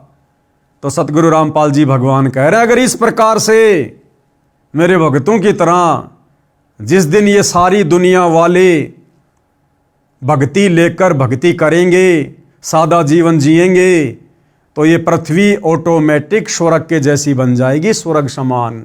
और भारत देश विश्व के धनी देशों में प्रथम श्रेणी में खड़ा होगा। कारण विश्व में प्रत्येक देशों की जीडीपी सोने से चलती है। जिस देश के खजाने में जितना अधिक सोना यानी गोल्ड होगा, उसकी जीडीपी उतनी अधिक होती है। अंग्रेज भारत पर राज करते थे, बहुत सारा सोना सस्ते में ले गए, जो उनकी जीडीपी को ऊंचा बनाए हुए है। भारत के मंदिरों में सैकड़ों क्विंटल सोना रखा है, जो किसी काम नहीं आता, अंधश्रद्धा के कारण रखा है। उसे सरकार के खजाने में जमा कराया जाए, सरकार मोल लेती है। भारत का रुपया अमेरिका के डॉलर के बराबर हो जाएगा। उस सोने की कीमत से धार्मिक अनुष्ठान करवाए जाएं, गरीबों की मदद की जाए ताकि दानकर्ताओं को पुण्य मिले। फिर गुरुदेव भगवान सोना चांदी पहनने वालों को समझाते हुए ये व्यर्थ का दिखावा करने वालों को एक छोटी सी कथा के माध्यम से, जो कि पुल्लो बहन की कथा है, पुल्लो माई की कथा, और क्या शिक्षा दे रहे हैं। पुल्लो बाई की नसीहत। एक राजा ने भगतमती पुल्लो बाई के ज्ञान विचार सुने, बहुत प्रभावित हुआ। उस राजा की 3 रानियां थी। राजा ने अपनी रानियों को पुल्लो बाई के विषय में बताया। राजा ने कई बार पुल्लो बाई भगतनी की अपनी रानियों के सामने प्रशंसा की। अपने पति के मुख से अन्य स्त्री की प्रशंसा सुनकर रानियों को अच्छा नहीं लगा, परंतु कुछ बोल नहीं सकी। उन्होंने भगतमती पुल्लो बाई को देखने की इच्छा व्यक्त की। यानी राजा उस साध्वी की प्रशंसा किया करता था अपनी रानियों के सामने, और रानियों को यह सब कुछ अच्छा नहीं लगता था। रानियां ये सोचती थी कि वो पुल्लो बाई जरूर हमसे ज्यादा सुंदर है, हमसे ज्यादा सोने चांदी के गहने पहनती होगी, नए नए वस्त्र पहनती होगी, जिस कारण से राजा उसकी बढ़ाई कर रहा है। लेकिन राजा उस हिसाब से बढ़ाई नहीं कर रहा था। राजा तो उसका जो चरित्र था, उसकी सादगी थी, उसका रहन सहन था, उसका भक्ति भाव था, उस हिसाब से उसकी प्रशंसा किया करता था। लेकिन रानियां समझ नहीं पाई, और रानियां उसकी चर्चा सुनकर व्यर्थ में उस पुल्लो बाई से द्वेष पाल बैठी, ईर्ष्या करने लगी कि वो ऐसी क्या सुंदर स्त्री है, इतनी क्या सुंदर है, जो राजा हमारे सामने उसकी बढ़ाई कर रहा है। राजा ने पुल्लो बाई को अपने घर पर सत्संग करने के लिए कहा, तो पुल्लो बाई ने सत्संग की तिथि तथा समय राजा को बता दिया। सत्संग के दिन रानियों ने अति सुंदर कीमती वस्त्र पहने तथा सब आभूषण पहने, अपनी सुंदरता दिखाने के लिए कोई कसर नहीं छोड़ी। रानियों ने सोचा था कि पुल्लो बहुत सुंदर होगी। भगतमती पुल्लो राजा के घर आई। उसने खद्दर का मैला सा वस्त्र धारण कर रखा था, हाथ में माला थी, चेहरे का रंग भी साफ नहीं था। भगतमती पुल्लो को देखकर तीनों रानियां खिलखिलाकर हंसने लगी और बोली कि ये है वो पुल्लो, हमने तो सोचा था कि बहुत सुंदर होगी। उनकी बात सुनकर भगतमती पुल्लो बाई ने क्या कहा, जब वो रानियां पुल्लो बाई को देखकर उसका मजाक उड़ाने लगी। तो पुल्लो बाई ने क्या कहा, भाई गैणा बादा तन की शोभा, यो तन काचो बांडो, और बिना भजन के कुतिया बनोगी, वरना राम भजलो रांडो। क्या कहा, वस्त्र आभूषण तन की शोभा, कि ये जो सोने चांदी के गहने वगैरह तुमने पहन रखे ना, दुनिया भर के तड़कीले भड़कीले जो कपड़े पहन रखे ना, ये केवल तुम्हारे शरीर की सुंदरता और शोभा तक सीमित हैं। आत्मा का इनसे कोई लेना देना नहीं है। गहना बादा तन की शोभा, ये तन काचो भांडो, कि नादानो ये शरीर तो कच्चा मटका है। जैसे कच्चा मटका होता है, जरा सा ऊपर से नीचे गिर जाए तो फूट जाए, आग में गिर जाए तो जल के मर जाए, पानी में गिर जाए तो डूब के मर जाए, रोड पर एक्सीडेंट में मर जाए, बीमारी से मर जाए, लड़ाई झगड़े में मर जाए। तो संतों ने इस शरीर को, जो हाड़मास का पुतला है, इसको कच्चे मटके की संज्ञा दी है। वस्त्र आभूषण तन की शोभा, ये तन काचो भांडो, और भक्ति बिना बनोगी कुतिया, राम भजो न रांडो। क्या कहा पुल्लो बाई ने, प्यार प्रेम में जैसे दो सखियां आपस में कई दिनों बाद मिलती हैं और आपस में एक दूसरे को रांड कहकर भी संबोधित कर देती हैं। गांव में होता है भाई और बहनों, हम जब छोटे छोटे थे तो हमारी जो बड़ी बड़ी जो बहनें होती थी, आड़ोस पड़ोस वाली होती थी, तो कई बार कोई ससुराल से आती थी, गांव की लड़की से मिलती थी, भैंसों का गोबर डालने जाती थी या कुएं से पानी लेकर आती थी, रास्ते में मिलती थी, तो प्यार प्रेम में बातें किया करती थी कि हे रांड, अब की बार तो तू बहुत दिन बाद आई, तुझे तो हमारी याद ही नहीं आती, ससुराल में जाके रम गई। तो वहां पर रांड कहने का मतलब वो प्यार से कह रही है। हालांकि रांड एक गाली है, लेकिन उस समय वहां पर वो प्यार से कह रही है एक दूसरे को कि हे रांड, अब की बार तो तू बहुत दिनों में आई, लगता हमारे को भूल गई। तो पुल्लो बाई ने इसी प्रकार प्यार प्रेम से उनको समझाते हुए कहा कि नादानो, ये वस्त्र आभूषण तन की शोभा और ये तन काचो बांडो, कि जिस शरीर के ऊपर तुम ये धारण करके अपने आप को सुंदर मान के बैठी हो ना, इस शरीर का कोई भरोसा नहीं है, ये तो मिट्टी का मटका है, ना जाने कब फूट जाए। इस शरीर के रहते सहते, इस शरीर की शोभा, इस शरीर की गरिमा, इस शरीर की इज्जत भी इसी में है कि इस शरीर से हम भक्ति कर लें, परमात्मा का नाम जाप कर लें, सच्चे सतगुरु की शरण में आकर सतनाम का जाप कर लें। अगर ये नहीं किया तो अगले जन्म में काल तुम्हें कुतिया बना के छोड़ेगा, लख 84 योनियों में। फिर तुम्हें कौन सोने चांदी के गहने पहनाएगा, कौन तुम्हें महंगे महंगे वस्त्र पहनाएगा, नंगी बन के घूमोगी एक रोटी के टुकड़े के लिए, फिर ऐसी दुर्गति होगी। वस्त्र आभूषण तन की शोभा, ये तन काचो भांडो, भक्ति बिना बनोगी कुतिया, राम भजलो रांडो। भावार्थ, सुंदर वस्त्र तथा आभूषण शरीर की शोभा बढ़ाते हैं। यह शरीर तो नाशवान है, जैसे कच्चा घड़ा होता है, यह शरीर भी क्षणभंगुर है। न जाने किस कारण से, किस उम्र में और कब नष्ट हो जाए, कोड लग जाए तो नष्ट हो जाए। यदि भक्ति नहीं की तो अगले जन्म में कुतिया का जन्म पाओगी, फिर निवस्त्र भटकती फिरोगी, यानी नंगी होकर घूमती रहोगी फिर। इसलिए कहा है रांडो, अर्थात स्त्रियों भक्ति करो। रांड शब्द विधवा के लिए प्रयोग होता है, परंतु सामान्य रीति में स्त्रियां अपनी प्रिय सखियों को प्यार से संबोधित करने में प्यार भरी गाली के साथ प्रयोग किया करती हैं। अब शिक्षित होने पर यह शब्द प्रयोग नहीं होता है। भगतमती पुल्लो बाई ने सत्संग सुनाया और उसके बाद में उस बहन पुल्लो बाई ने उन रानियों को बैठाकर सत्संग सुनाया। हमने छोटी छोटी बातों का ध्यान रखना है भाइयों और बहनों। गुरुदेव भगवान कह रहे हैं कि प्यार प्रेम में सखियां आपस में इस शब्द का प्रयोग करती हैं, रांड का, जो कि यह गाली होती है। सतगुरु रामपाल जी से उपदेश लेने के बाद हमने इस शब्द का किसी भी प्रकार से प्रयोग नहीं करना है, ना प्यार प्रेम में और ना गाली के रूप में। आप और हमारी मर्यादाएं जगत से अलग हैं, विशेष हैं। कबीर परमेश्वर जी की साखियां सुनाई। कबीर हरि के नाम बिना नारी कुतिया होए, यानी जो माता बहन चाहे कितने बड़े परिवार की हो, कितने बड़े खानदान की हो, कितनी सुंदर हो, कितनी बड़ी अधिकारी हो, अगर उसने सच्चे सतगुरु से उपदेश लेकर सत भक्ति नहीं की तो अगले जन्म में काल उसको कुतिया की योनि में डालता है, कुतिया बनाता है, कुतिया। कबीर हरि के नाम बिना नारी कुतिया होए, और गली गली भोकत फिरे, भाई टूक न डाले कोई। कबीर राम रटत कोडी बलो, चूचू पड़े जो चाम, और सुंदर शरीर किस काम का, जा मुख नाही नाम।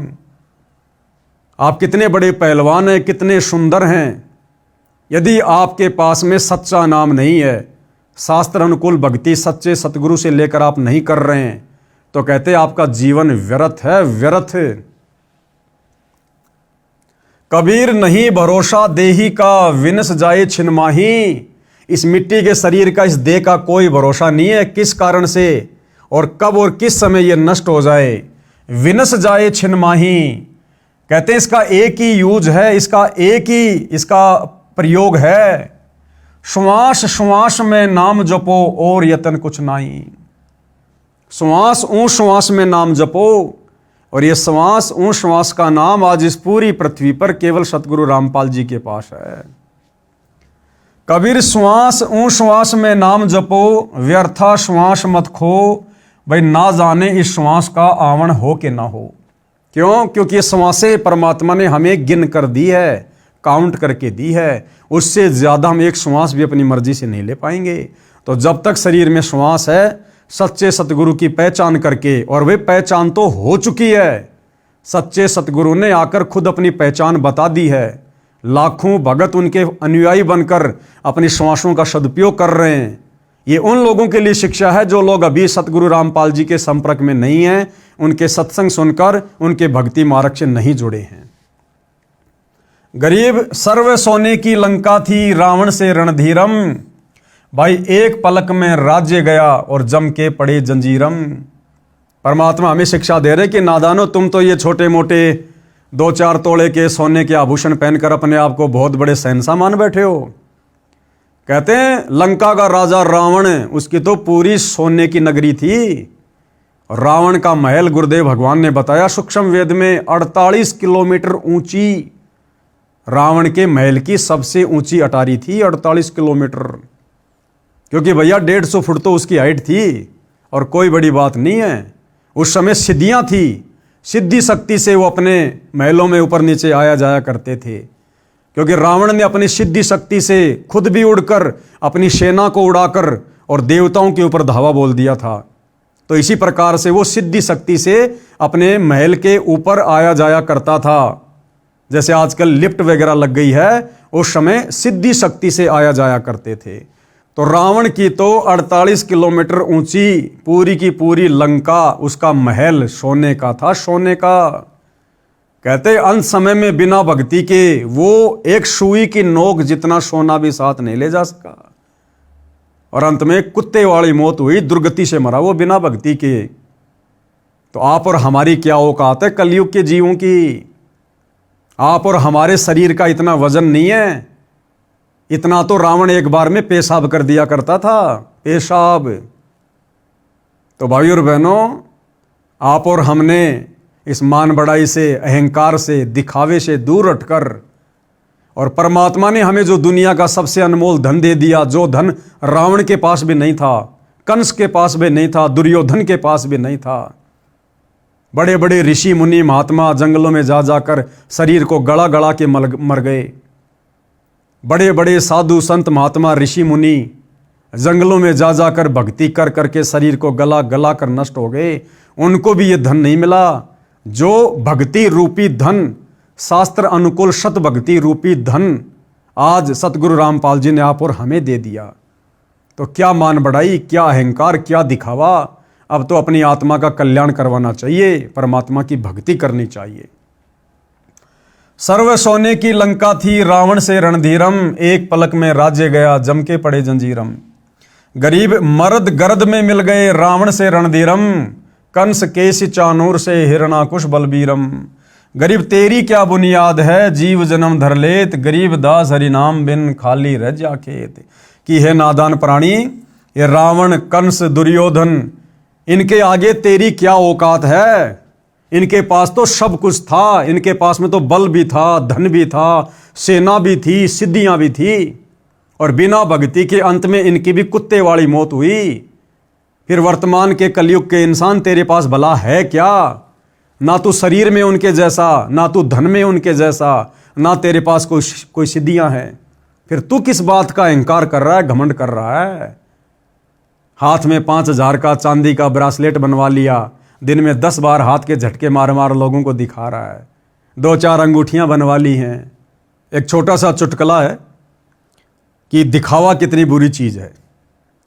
एक व्यक्ति अपने ससुराल चला गया, पुराने समय की बात है, और उस समय जब रिश्तेदार आते थे तो चावल के ऊपर चीनी वगैरह डाल के, बूरा ऊपर से देसी घी डाल के खिलाया जाया करता था। तो सास ने अपने दामाद को थाली में चावल डाल दिए, घी डाल दिया, शक्कर डाल दी, और वो खाने लगा। और जिस हाथ से खाना खाना था उसने उसी हाथ में सोने की अंगूठी पहन ली कि सासू माँ देखेगी, बड़ी खुश होगी कि दामाद जी तो बहुत ज़्यादा पैसे कमाते हैं, देखो सोने की अंगूठी पहन रखी है। तो सास को दिखाने के लिए उसी हाथ से चावल खाने लगा, उसी हाथ से। सास का ध्यान उधर गया नहीं। जब चावल खत्म हो गए तो सास ने कहा, जी चावल और डालूं? तो उसने उसी उंगली से इशारा किया कि यहां डालो, यहां। तो सास ने वहां डाल दिए, वो भी उसने खा लिए। फिर कहा सास ने, जी चावल और डालूं? उसने उसी उंगली से इशारा किया कि यहां डालो, यहां यहां। वो सोच रहा था कि सासू माँ मेरी उंगली को देखेगी तो प्रशंसा करेगी। सासू ने ध्यान नहीं दिया। ऐसा तकरीबन 4-5 बार हुआ। अंत में सासू की नजर गई उसकी उंगली पर, चमचमाती हुई सोने की अंगूठी पर।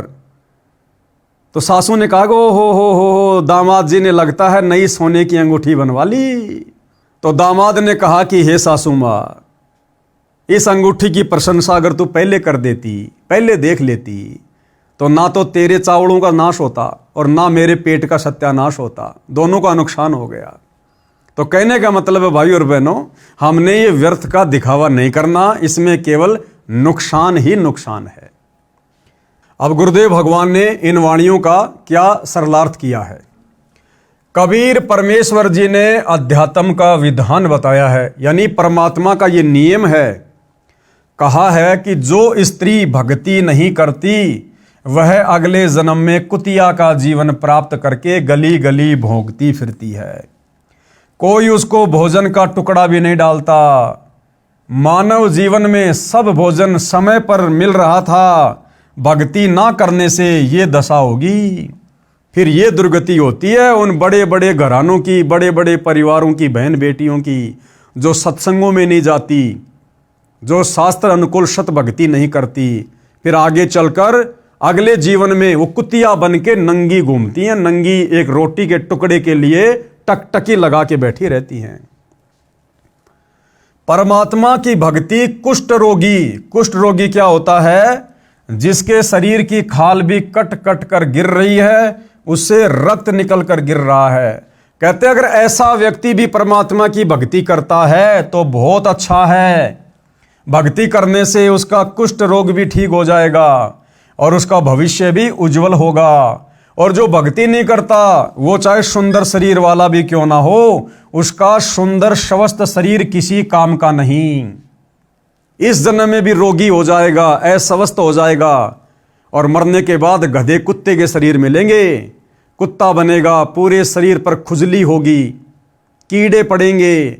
ऐसी दुर्गति उन व्यक्तियों की होती है जो व्यक्ति मनुष्य शरीर में सत भक्ति नहीं करते। आगे परमात्मा कहते हैं, इस मानव शरीर का कोई विश्वास नहीं है कि यह कब तथा किस कारण से नष्ट हो जाए।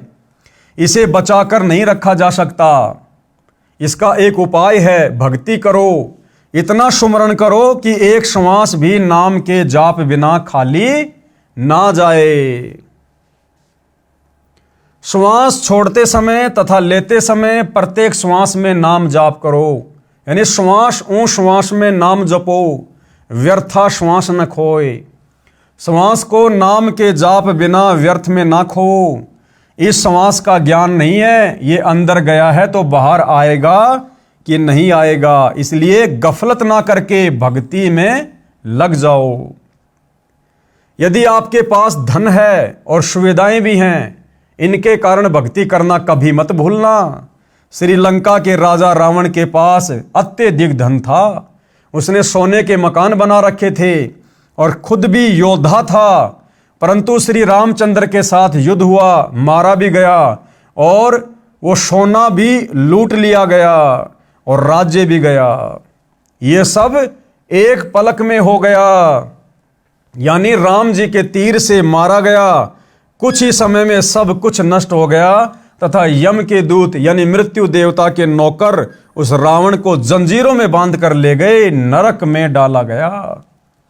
वो रावण, जिस रावण ने ऊपर के लोकों पर आक्रमण करके 33 करोड़ देवी देवताओं को अपनी कैद में डाल रखा था, मृत्यु के बाद सत भक्ति ना करने के कारण उस रावण की ऊपर यमलोक में फिर दुर्गति हुई, नरक में डाला गया। नरक में यम के दूत मरने के बाद जंजीरों में जकड़ कर ले गए, जंजीरों में।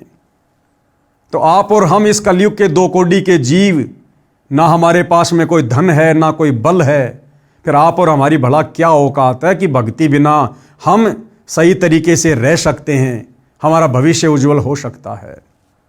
तो रावण की तो सोने की लंका भी लास्ट में लूट ली गई। बहुत सारे भाई बहन अज्ञानता में कह देते हैं कि रावण के मरने के बाद में सोने की लंका का क्या हुआ, वो सोना कहाँ चला गया।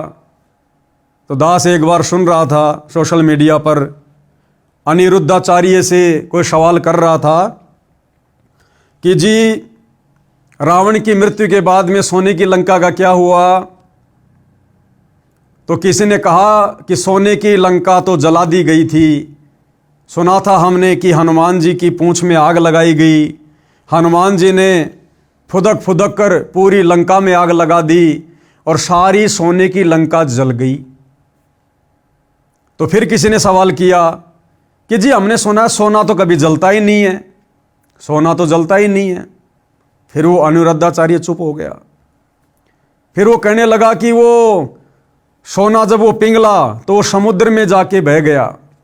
यानी अपनी बात को किसी भी प्रकार से नकली धर्मगुरुओं ने ऊपर रखना है, लेकिन भाइयों और बहनों यथार्थता क्या थी ये परमात्मा ही बता सकते हैं। तो सतगुरु रामपाल जी ने सच्चाई बताई कि रावण की मृत्यु के बाद वो सोने की लंका का क्या हुआ।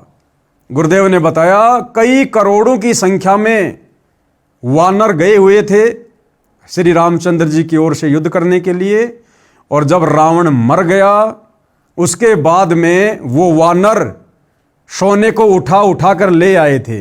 कोई 2 किलो लाया, कोई 5 किलो लाया, कोई 10 किलो लाया। इस प्रकार से वो सोने की लंका को लूट लूट कर लेकर आ गए थे। रावण जैसे मर्दाने यानी सूरवीर मिट्टी में मिल गए तथा मथुरा का राजा कंस, उसका प्रसिद्ध पहलवान चाणूर, कंस का नौकर केसी रूपधारी राक्षस तथा हिरण्यकशिपु जैसे बलवान भी भक्ति बिना जीवन व्यर्थ कर गए। हे सामान्य प्राणी, तेरी क्या बुनियाद यानी तेरी क्या औकात है? तू किस आधार से बचेगा? तू कर्मों के अनुसार भिन्न भिन्न जीवों के शरीर धारण कर लेता है। संत गरीबदास जी ने परमेश्वर कबीर जी के बताए ज्ञान से कहा है कि भक्ति ना करने से तेरे को ऐसे हानि होगी जैसे किसान खेत में बीज ना बोने से भूखा मरता है, उसे कोई लाभ नहीं होता। इसी प्रकार इस मनुष्य शरीर में और इस समय परमात्मा धरती पर आए हुए हैं। पूर्ण ब्रह्म परमात्मा सारी सृष्टि के मालिक कबीर देव सतगुरु रामपाल जी के नाम से धरती पर प्रकट हैं सत भक्ति लेकर।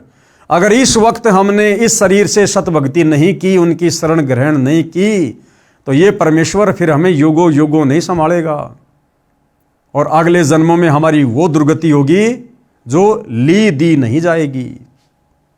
भगतनी पुल्लों ने इस संसार की वास्तविकता बताई तथा भक्ति बिना होने वाले कष्ट बताए। छोटे से राज्य के टुकड़े को प्राप्त करके आप इतना गर्व कर रहे हो, ये व्यर्थ है। लंका के राजा रावण ने सोने के मकान बना रखे थे। शत भक्ति ना करने से राज्य भी गया, सोना भी यहीं रह गया, नरक का भागी बना। राजा रानियों ने उपदेश लेकर भक्ति की तथा जीवन धन्य बनाया। अपुल्लो बाई के सत्संग सुनकर, इस प्रकार की बातें सुनकर, वो राजा की रानियां जो अपनी सुंदरता को देखकर, अपने गहने आभूषणों को देखकर जो फूला नहीं समाती थी, मान बड़ाई अहंकार में फूली फूली फिरती थी, वो सत्संग सुनने के बाद वास्तविकता से परिचित होकर फिर उन्होंने सादा जीवन जीना शुरू किया और पोलो बाई से उपदेश लेकर उन्होंने भक्ति शुरू की और अपना जीवन धन्य बनाया। महाकष्ट मोल लेते हैं जो व्यक्ति भक्ति नहीं करते, दुनिया भर की बकवाद करते हैं, वो आगे चलकर महाकष्ट मोल लेते हैं। कैसे? एक व्यक्ति ने दीक्षा लेने के बाद बताया कि मेरे साले ने लड़की का रिश्ता करना था, लगभग 10 लाख के सोने के आभूषण बनवाए, कीमती सामान, कपड़े, फ्रिज, एसी, मोटरसाइकिल, सिलाई की मशीन आदि लाकर रखे, जो कानून से बचने के लिए लड़के वालों के घर विवाह से 1 महीना पहले देकर आने थे, क्योंकि विवाह के समय नहीं ले दे सकते, कानूनी गलत है, यानी कानून के आधार से दहेज लेना देना गलत है। इसलिए वो बचने के लिए और सारा का सारा सामान इकट्ठा करके ले आया और वो सामान उसने महीने भर पहले लड़के वाले के घर पर पहुंचाने थे। जिस दिन भेजने थे उसी रात्रि में 10-12 व्यक्ति आए, 4 व्हीलर लेकर गया था, सारा सामान लाद कर ले गए, यानी चोर आए और सारा सामान निकाल कर ले गए। घर वालों ने सोचा कि मंगतराम यानी साले का नाम सामान लेकर जा रहा है, सब सोते रहे। सुबह मंगतराम उठा तो घर खाली था, पता चला तो पेट पकड़कर बैठ गया, भेद भी नहीं लगा। घर गांव से बाहर की ओर था, गांव का अंतिम घर था, कर्ज लिया, इतना ही सामान फिर लाया, हाथों हाथ आगे पहुंचाया। ये गलत रीति रिवाज के कारण महाकष्ट मोल ले रखा है। ऐसी ऐसी अनेकों घटनाएं होती हैं। ये दुख सब पुराने रीति रिवाजों परंपराओं की देन है। यानी आज व्यक्ति जो इतना दुखी है सामाजिक लेन देन में परंपराओं के कारण, ये सब क्यों है? ये पुरानी परंपराएं जो अज्ञानता में हमारे पूर्वजों ने देखा देखी में, भेड़ चाल में अपने ऊपर लागू कर रखी थी। अपने पूर्वजों से देखकर भेड़ चाल में आप और हमने अपने ऊपर लाद रखी थी और इन्हीं परंपराओं के बोझ तले दबकर आप और हम भी इसी प्रकार से मरकर जाने वाले थे। लेकिन सतगुरु रामपाल जी भगवान ने दया करी, मेहर करी, हमें सत ज्ञान से परिचित करवाया, हमें सत भक्ति प्रदान की और इन व्यर्थ की सामाजिक परंपराओं से हमें दूर किया। ये दुख सब पुराने रीति रिवाजों परंपराओं की देन है जो हमने स्वयं लाद रखा है। हम संत रामपाल जी के अनुयायी इसको नहीं लादते, यानी हम इन परंपराओं के चक्कर में नहीं पड़ते। ये दहेज लेना देना, दुनिया भर के आभूषण वगैरह, कपड़े लत्ते ब्याह शादी में बनवाना, ये पंडित का खर्चा करना, बारात वगैरह लेकर जाना, हम कुछ नहीं करते। बेटी का विश्वास परमात्मा पर दृढ़ करते हैं जो सत्य भी है कि बेटी जो तेरे भाग्य में होगा वो तेरे को मिलेगा। माँ बाप के लेने देने से तेरा जीवन नहीं चलेगा, तेरी जिंदगी नहीं चलेगी। अगर तू परमात्मा की भक्ति करेगी, मर्यादा में रहेगी, तो परमात्मा भला तुझे किस चीज के भरोसे रहने देगा? जो भगवान राजाओं को राज दे रहा है, देवताओं को देवपद दे रहा है, जब आप उस भगवान की भक्ति करोगी तो भगवान आपके लिए क्या कमी छोड़ देगा? तो हम बेटी को इस प्रकार से समझाते हैं और बेटी को सतगुरु से उपदेश दिलाकर परमात्मा से जोड़ते हैं, फिर बेटी को उसका भाग्य मिलता है। बेटी का विश्वास परमात्मा पर दृढ़ करते हैं जो सत्य भी है। हमारी बेटियों तथा बेटों में परमात्मा के संविधान की पूर्ण रूप से समझ है, यानी भक्तों के बच्चे भी सतगुरु से उपदेश लेकर सत्संग सुनकर परमात्मा के विधान से पूर्णतया परिचित हैं। ना भगत का बेटा शादी के समय डिमांड करता है और ना ही बेटी का बाप रमेणी यानी शादी के समय 1 रुपया लड़के वाले को देता है और दोनों खुश रहते हैं। संत गरीबदास जी गांव छुडानी जिला झज्जर हरियाणा वाले ने कहा है, तुमने उस दरगाह का महल नहीं देखा, धर्म राय के तिल तिल का लेखा। तुमने यानी है इंसान उस दरगाह यानी परमात्मा के दरबार का जहाँ पर सबका न्याय होता है, ब्रह्मा विष्णु महेश का, देवी देवताओं का, जहाँ पर सबका न्याय होता है। कहते तुमने उस भगवान का दरबार नहीं देखा, वहाँ पर तिल तिल का लेखा है। अगर किसी से व्यर्थ में लिया, किसी को व्यर्थ में दिया, वो चाहे किसी परंपरा के तहत हो, चाहे किसी रिवाज के तहत हो, कहते हैं वो चुकाना पड़ेगा अगले जन्मों में।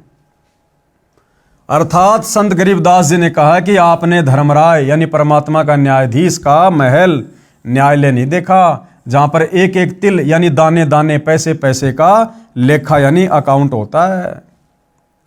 एक कथा जो सब शंकाओं का समाधान कर देगी। अब इसी विषय पर गुरुदेव भगवान हमें एक कथा सुना रहे हैं। एक लेवा एक देवा दूतम, कोई किसी का पिता न पूतम। इस संसार में कोई किसी का बाप बना हुआ है, कोई किसी का बेटा बनकर जन्म रहा है, कोई किसी की माँ है, कोई किसी की बेटी है। यानी आपस में हम जितने भी रिश्ते नातों में बंधे हुए हैं, ये क्या है भाई और बहनों? ये हमारे पूर्व जन्मों के संस्कार हैं। ये संस्कार क्यों बने, कैसे बने? इसी प्रकार एक दूसरे से लेने देने के चक्कर में बने। किसी का हमने खा लिया, किसी ने हमारा खा लिया, और ये सोचकर निश्चिंत बैठे थे कि बस कुछ नहीं होगा। लेकिन तुमने उस दरगाह का महल नहीं देखा, धर्मराय के तिल तिल का लेखा। वो पिछले जन्म का चढ़ाया हुआ ऋण आज वर्तमान में हम एक दूसरे के रिश्तेदार बनकर हम उसको पूरा करने में लगे हुए हैं। हमने जिसका पूर्व जन्मों में हड़पा था, खाया था, लेकर दिया नहीं, आज हम उसका चुका रहे हैं। आज वो दामाद बनकर लेकर जा रहा है, दहेज लेकर जा रहा है, साथ में बेटी लेकर जा रहा है। और जिसने हमारा पिछले जन्म में खाया था, आज वो हमारा ससुर बनकर बेटी भी देगा और धन भी देगा। तो क्यों ना हम इन संस्कारों को ही खत्म कर दें। अगर हम वर्तमान में कोई लेन देन इस प्रकार का करेंगे नहीं जो हमारे ऊपर ऋण का कारण बने, तो अगले जन्मों में फिर हम चुकाएंगे किसका? और तभी हम भक्ति करके यहां से मुक्त हो सकते हैं। तो इस विषय पर गुरुदेव भगवान एक कथा सुना रहे हैं। एक लेवा एक देवा दूतम, कोई किसी का पिता न पूतम। एक किसान के घर एक पुत्र उत्पन्न हुआ। पुत्र 8 वर्ष का हुआ तो पत्नी की मृत्यु हो गई। किसान के पास 16 एकड़ जमीन थी। कुछ वर्ष के बाद किसान ने दूसरी शादी की। उस पत्नी से भी एक पुत्र उत्पन्न हुआ।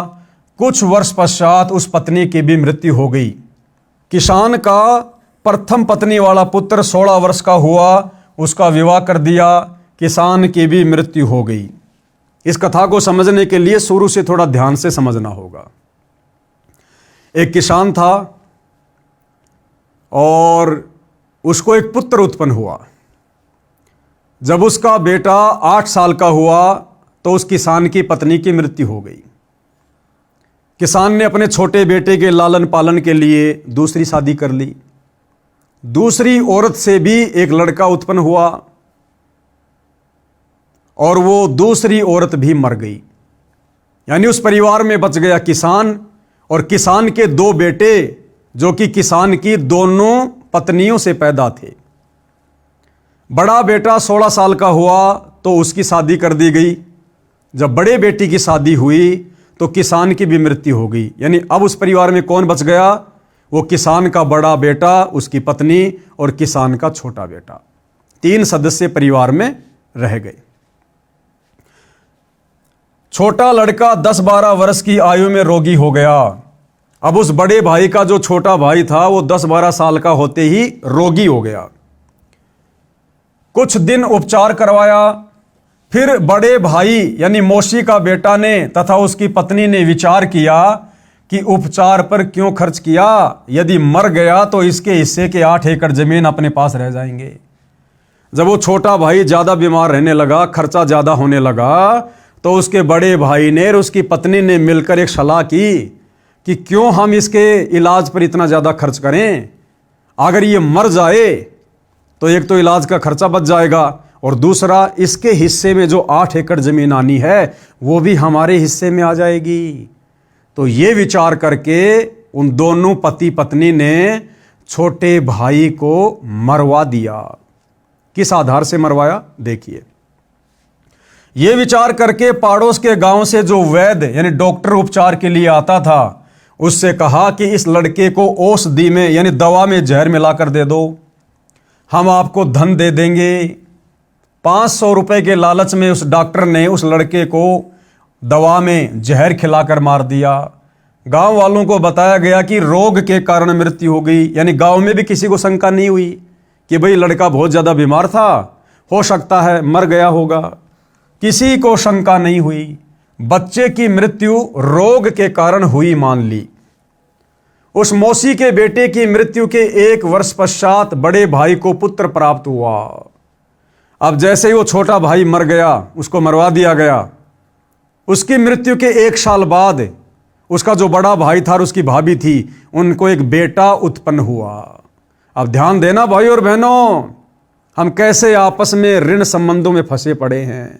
यहां कोई किसी का भाई नहीं, कोई किसी का बेटा नहीं, कोई किसी का बाप नहीं। पिछले जन्म का लेन देन पूरा करने के लिए आपस में हम जुड़े हुए हैं, और अंत में मरने के बाद सब अपने अपने रास्ते चले जाएंगे। ना बेटा बाप के साथ जाएगा, ना माँ बेटी के साथ जाएगी। तो वो जब उसका छोटा भाई मर गया, जिसको मरवा दिया गया था जहर देकर, उसके मरने के 1 साल बाद में उसके बड़े भाई को एक लड़का उत्पन्न हुआ। उस मौसी के बेटे की मृत्यु के 1 साल बाद बड़े भाई को पुत्र प्राप्त हुआ। खुशी का ठिकाना नहीं रहा। बच्चे के जन्म की खुशी में जिमणवार लंगर किया, पूरे गांव में मिठाई बांटी गई। उसके पश्चात कोई संतान नहीं हुई। इकलौते पुत्र को प्रेम से पाला, अच्छा घी दूध दही खिला पिलाकर हष्ट पुष्ट कर दिया। 16 वर्ष की आयु में विवाह कर दिया गया। उस समय बाल विवाह को गर्व की बात माना जाता था। वो लड़का रोगी हो गया।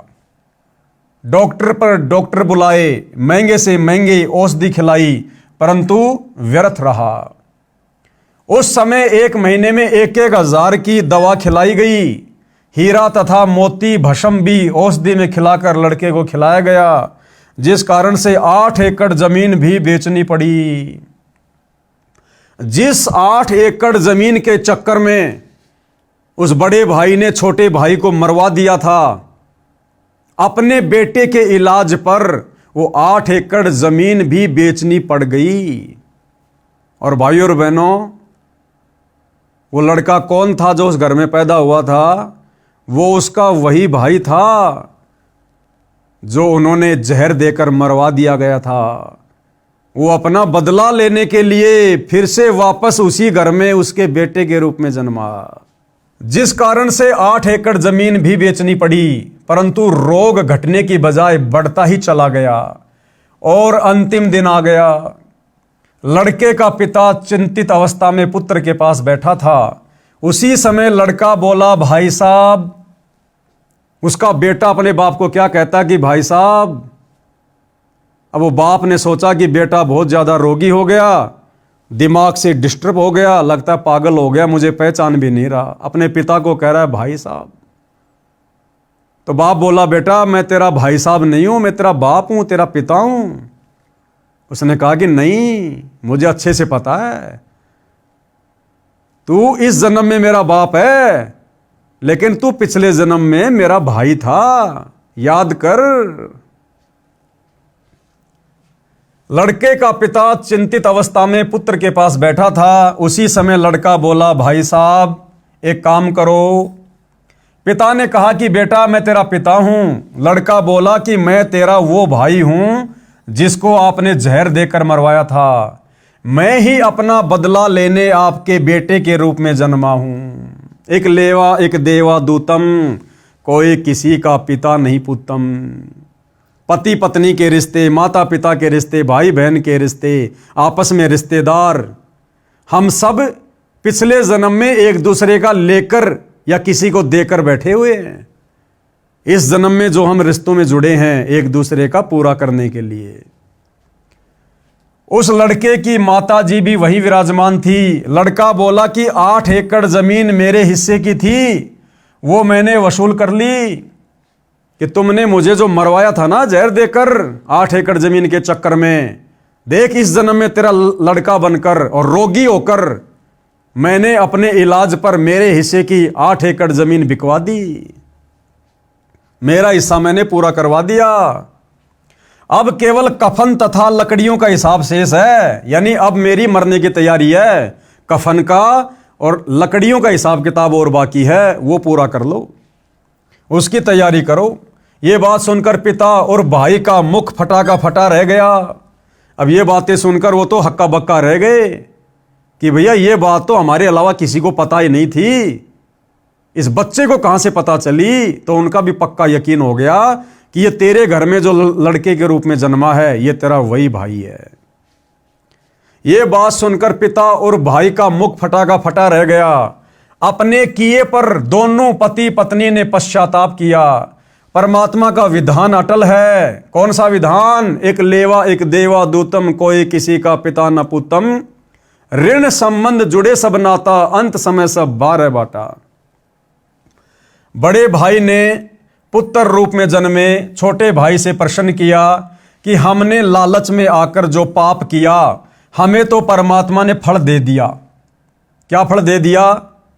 कि हमारे तो तू एक ही बेटा था, उसके बाद कोई संतान हुई नहीं, तो हमारा तो कोई खानदान, कोई वंश चलाने वाला भी नहीं मिला, बुढ़ापे में हमारी कोई सेवा करने वाला भी नहीं बचा, तो हमें तो हमारे किए का फल मिल गया। अब भाइयों और बहनों, ये फल तो केवल यहां मिला। उस कर्म की जो मुख्य सजा है, जो बड़ा दंड है, वो तो शरीर छूटने के बाद धर्मराज के दरबार में नरक में डालकर मिलेगा। हमें तो परमात्मा ने फल दे दिया। जिस मकसद के लिए आपकी जान ली थी वह 8 एकड़ जमीन गई तथा अन्य संतान है नहीं, और ये शेष जमीन कोई और ही लेगा। हमारा तो नाश हुआ सो हुआ, ये तो होना ही चाहिए था। यानी उनको भी फिर दुख हुआ, पश्चाताप हुआ जो कर्म उन्होंने किया था। परमात्मा ने न्याय किया, परंतु जो लड़की आपकी पत्नी रूप में आई थी, इसने कौन सा अपराध किया है जिस कारण से यह सती प्रथा के तहत आपके साथ जिंदा जलाई जाएगी? अब उसके बड़े भाई ने क्या कहा कि भाई हमने जो किया उसका फल तो हमें परमात्मा ने दे दिया, हमारे तो परिवार का सत्यानाश हो गया, वंश चलाने वाला भी कोई नहीं बचा। 8 एकड़ जमीन जिसके लिए तेरे को मरवाया था वो तेरे इलाज पर खर्च हो गई। 8 एकड़ हमारे हिस्से की, हमारे संतान है नहीं, तेरे मरने के बाद भाई बंधु खाएंगे पिएंगे उसको।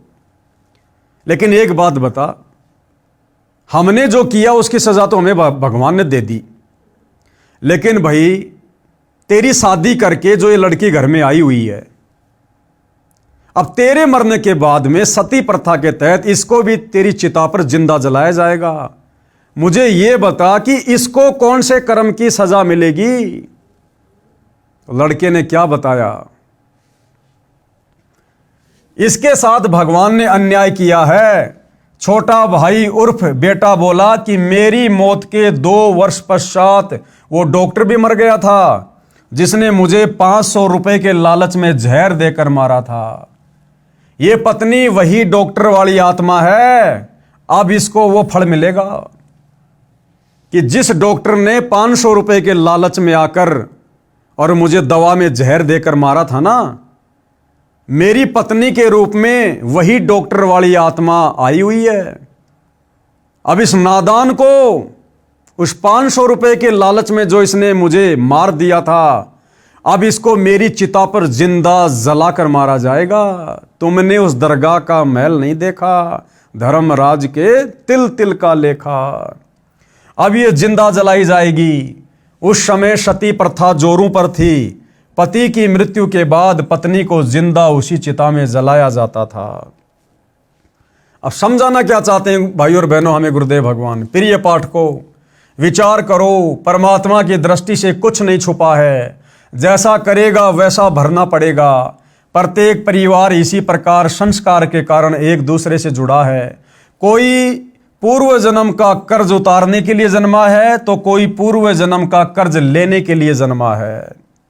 अनेकों उदाहरण है। कैसे? पिता ने लड़के को पढ़ाया, शादी से 2 दिन पहले दुर्घटनाग्रस्त होकर मर गया।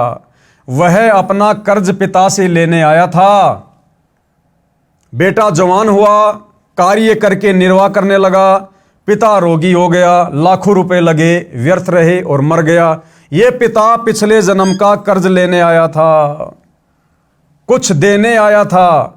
लड़की का विवाह किया, 2 साल के बाद लड़की मर गई, बहुत दहेज दिया था। वह दामाद पूर्व जन्म के ऋण के बदले में लड़की भी ले गया और धन भी ले गया। वर्तमान में जो किसी के साथ धोखा करके धन हड़प लेते हैं, वह धन अगले जन्म में दामाद बनकर वसूलेगा। परमात्मा का अटल विधान है, बुद्धिमान को संकेत ही पर्याप्त है। यानी समझदार भाई बहनों को तो संकेत ही पर्याप्त है। अपना मेहनत करके खाओ, नेक नीति ईमानदारी से खाओ। व्यर्थ में शादी विवाह में दहेज वगैरह लेना देना बंद कर दो, अन्यथा तुमने उस दरगाह का महल नहीं देखा, धर्मराज के तिल तिल का लेखा। रिश्वत लेना देना, चोरी ठगी काला बाजारी मिलावट करना छोड़ दो। ये चुकाना पड़ेगा यहीं भी और अगले जन्म में भी। गधा कुत्ता शुअर बनकर उस व्यक्ति के घर में बैल बनकर आएगा, ऊंट बनकर आएगा, सारा दिन खेत में काम करेगा, वो चुकाना पड़ेगा। किसी के घर में भैंस बनकर जन्मेगा, किसी का गधा बनकर जन्मेगा, सारा दिन मिट्टी ढोएगा, वो पिछले जन्म का कर्जा पशु योनि में भी चुकाना पड़ेगा। तो समझदार व्यक्ति कभी ऐसी आपत्ति मोल नहीं लेता। उपरोक्त केवल कथा नहीं है, यह हकीकत है। कोई ये कहता है कि ये तो डराने के लिए कथा बनाई है, किसने देखा है क्या होगा।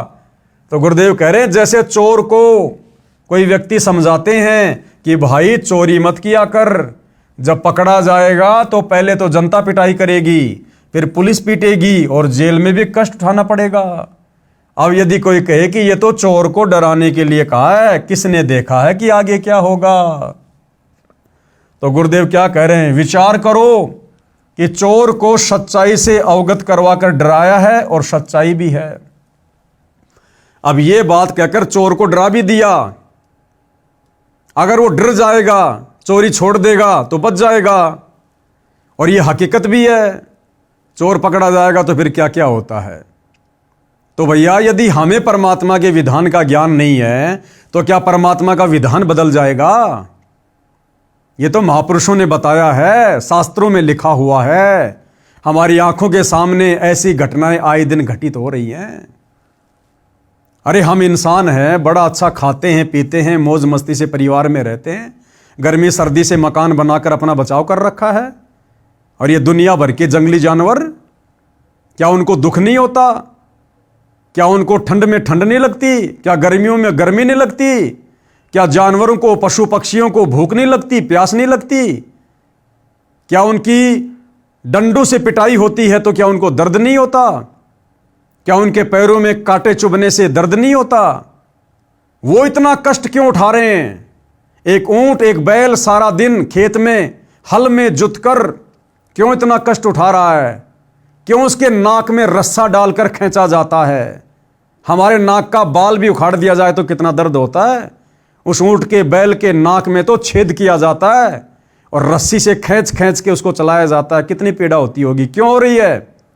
वो पिछले जन्म का कर्जदार, उसने उस किसान का पिछले जन्म में पैसा लेकर दिया नहीं, या पिछले जन्म में उसने दहेज लिया था, इस जन्म में अपने ससुर का पैसा, वो ससुर बन गया किसान, दामाद बन गया ऊंट, और ऊंट बनकर खेत में मेहनत करके पिछली बार जो सामान ले गया था दहेज में, अब वो खेत में हल में जुतकर और अपना पुराना हिसाब किताब चूकता कर रहा है। तो भैया परमात्मा सब देख रहा है। परमात्मा के दरबार में कभी अन्याय नहीं होता, वहां केवल न्याय होता है। यहां तो हम 100 प्रकार के तरीके अपनाकर बच जाते हैं, लेकिन परमात्मा के दरबार में उसके संविधान से नहीं बच सकते। यदि चोर सच्चाई से डरकर चोरी करना त्याग देगा तो उसकी भलाई है। यदि कहेगा कि किसने देखा है, आगे क्या होता है, देखा जाएगा, उसके बाद वह सब गुजरेगी जो पहले बताई गई थी। इसी प्रकार जो उपरोक्त कथा को केवल समझाने डराने के लिए ही मानेगा तो उसका दुर्भाग्य होगा। इसको इतनी सत्य समझना जैसे चोर को शतरक किया है, यानी कर्मों का फल भाई भुगतना पड़ेगा। ये अटल संविधान है परमात्मा का, चाहे राजा हो चाहे रंक हो। और इन कर्मों के फल से यदि आप बचना चाहते हैं, अपना बचाव करना चाहते हैं, तो भाई वर्तमान में सुनहरा अवसर है। कर्मों को काटने वाला, बंधनों के कर्मों को काटने वाला बंदी छोड़ कबीर भगवान संत रामपाल जी के नाम से धरती पर प्रकट है। हमारे आपस के जन्म जन्मांतरों के कर्म, ऋण संस्कार चाहे कितने ही उलझे हुए क्यों ना हो, जिनके चलते हम असंख्य बार गधे कुत्ते बनने होंगे, आज यदि हम सतगुरु रामपाल जी की शरण में आकर मर्यादा में रहकर सत भक्ति शुरू कर देते हैं, तो सतगुरु रामपाल जी अपनी आध्यात्मिक शक्ति से, अपने आशीर्वाद से हमारे जन्म जन्मांतरों के कर्म संस्कारों को, ऋण संबंधों को समाप्त कर देते हैं। और इसी जन्म में हमारे को मोक्ष भी देंगे। दोबारा ना इस गंदे लोक में हमारा जन्म होगा, ना हम कभी गधे कुत्ते सुअर बनेंगे, सचखंड को जाएंगे, मोक्ष प्राप्त करेंगे। और इसके अलावा कोई बचाव नहीं है, कोई विकल्प नहीं है। लेखक ने यह कथा सन 1978 में एक पशुओं के डॉक्टर से सुनी थी, जो किसान के 2 पुत्रों वाली कथा ऊपर बताई है। वह इस कथा को अपने पास बैठने वाले को अवश्य सुनाता था, परंतु अमल कतई नहीं करता था। 10 रुपए की दवाई देकर 4 डिस्टिल्ड वाटर के इंजेक्शन लगाकर 200-300 रुपए वसूलता था। फिर शाम को मिलता तो अपने कारनामे भी बताता था कि यदि कम रुपए लूंगा तो भैंस वाला यह समझेगा कि अच्छी दवाई नहीं दी। भैंस को शवस्त तो 10 रुपए की दवा से ही हो जाना था। विचार करें कि ऐसे व्यक्तियों की कथनी और करनी में क्या अंतर है, तो उनके द्वारा सुनाई इन कथाओं का अन्य पर कैसे प्रभाव होगा। अर्थात ये कथा सुनाने का अधिकारी वही है जो खुद इन कथाओं पर अमल करता हो, इन कथाओं को समझकर अपने जीवन सफर पर चलता हो। ऐसे व्यक्ति के मुख से सुनकर ही सामने वाले पर असर होगा। यानी मैं सारे काम उल्टे करूं और आपको ये कथा सुनाऊं भगत बनाने वाली, तो मेरे द्वारा बताई गई, समझाई गई कथाओं का, कहानियों का सामने वाले पर किसी प्रकार का कोई असर नहीं होगा। इसलिए वो खुद भी फिर परमात्मा का दोषी बन जाता है, जो इन कथाओं को सुनाता है लेकिन खुद अमल नहीं करता। तो परमात्मा कहते हैं, गरीब करनी तज कथनी कथय, अज्ञानी दिन रात कुत्ते जू भौंकत फिरै, सुनी सुनाई बात। ऐसे व्यक्ति तो कुत्ते की श्रेणी में हैं, जो केवल मुख से बोलते हैं लेकिन करनी उसके अनुसार नहीं करते। तो कहते हैं वो तो कुत्ते की जू सारा दिन भौंकते फिरते हैं।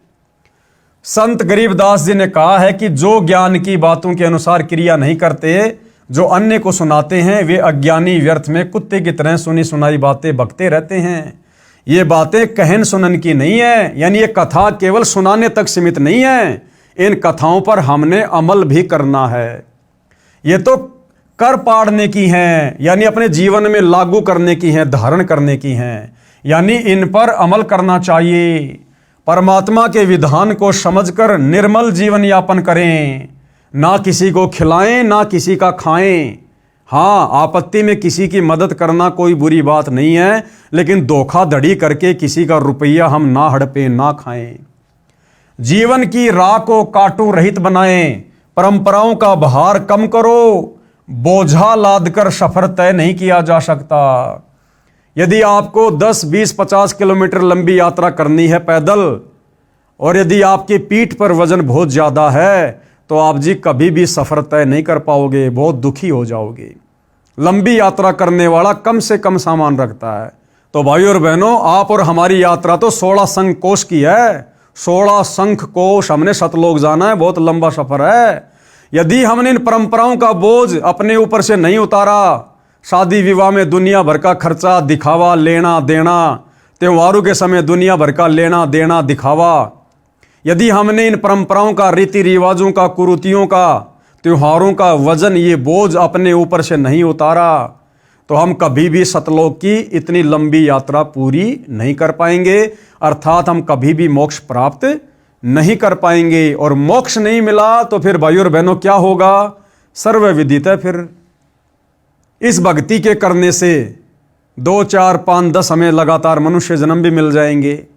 वो जन्म भी हमारे साफ सुथरे होंगे, कोई दिक्कत नहीं है, क्योंकि वर्तमान में हमने भक्ति की है, सतनाम का जाप किया है, सच्चे सतगुरु को दान धर्म किया है, तो परमात्मा किसी का रखता नहीं है, ठीक है। लेकिन उसके बाद क्या होगा, क्योंकि मोक्ष तो हुआ नहीं, हमारी भक्ति खर्च होगी, फिर हमें 84 लाख योनियों में भी जाना पड़ेगा। अगर कभी मनुष्य जन्म मिला तो किसी गरीब के घर में, निर्धन के घर में मिलेगा। और हमने जो संस्कार युगों युगों से बिगाड़ रखे हैं, फिर वो सारा लेन देन हमने खुद ही करना पड़ेगा। किसी का गधा बनना पड़ेगा, किसी का सूअर बनना पड़ेगा, किसी का बैल बनना पड़ेगा, सारा दिन खेत में काम करना पड़ेगा, ईंटों के भट्ठों पर गधा बनकर सारा दिन ईंटें ढोनी पड़ेंगी।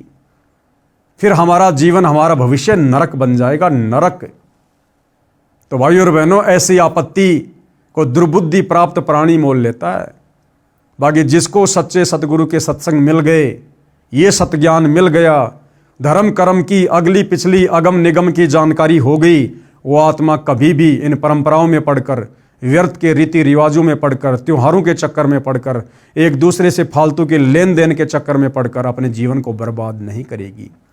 केवल अपने गुरुदेव के बताई गई सत भक्ति को मर्यादाओं में रहकर अध्यात्म में आगे बढ़ेगी, तभी हमारा जीवन सफल होगा। तो भाई और बहनों, आज के इस वीडियो में केवल इतना ही।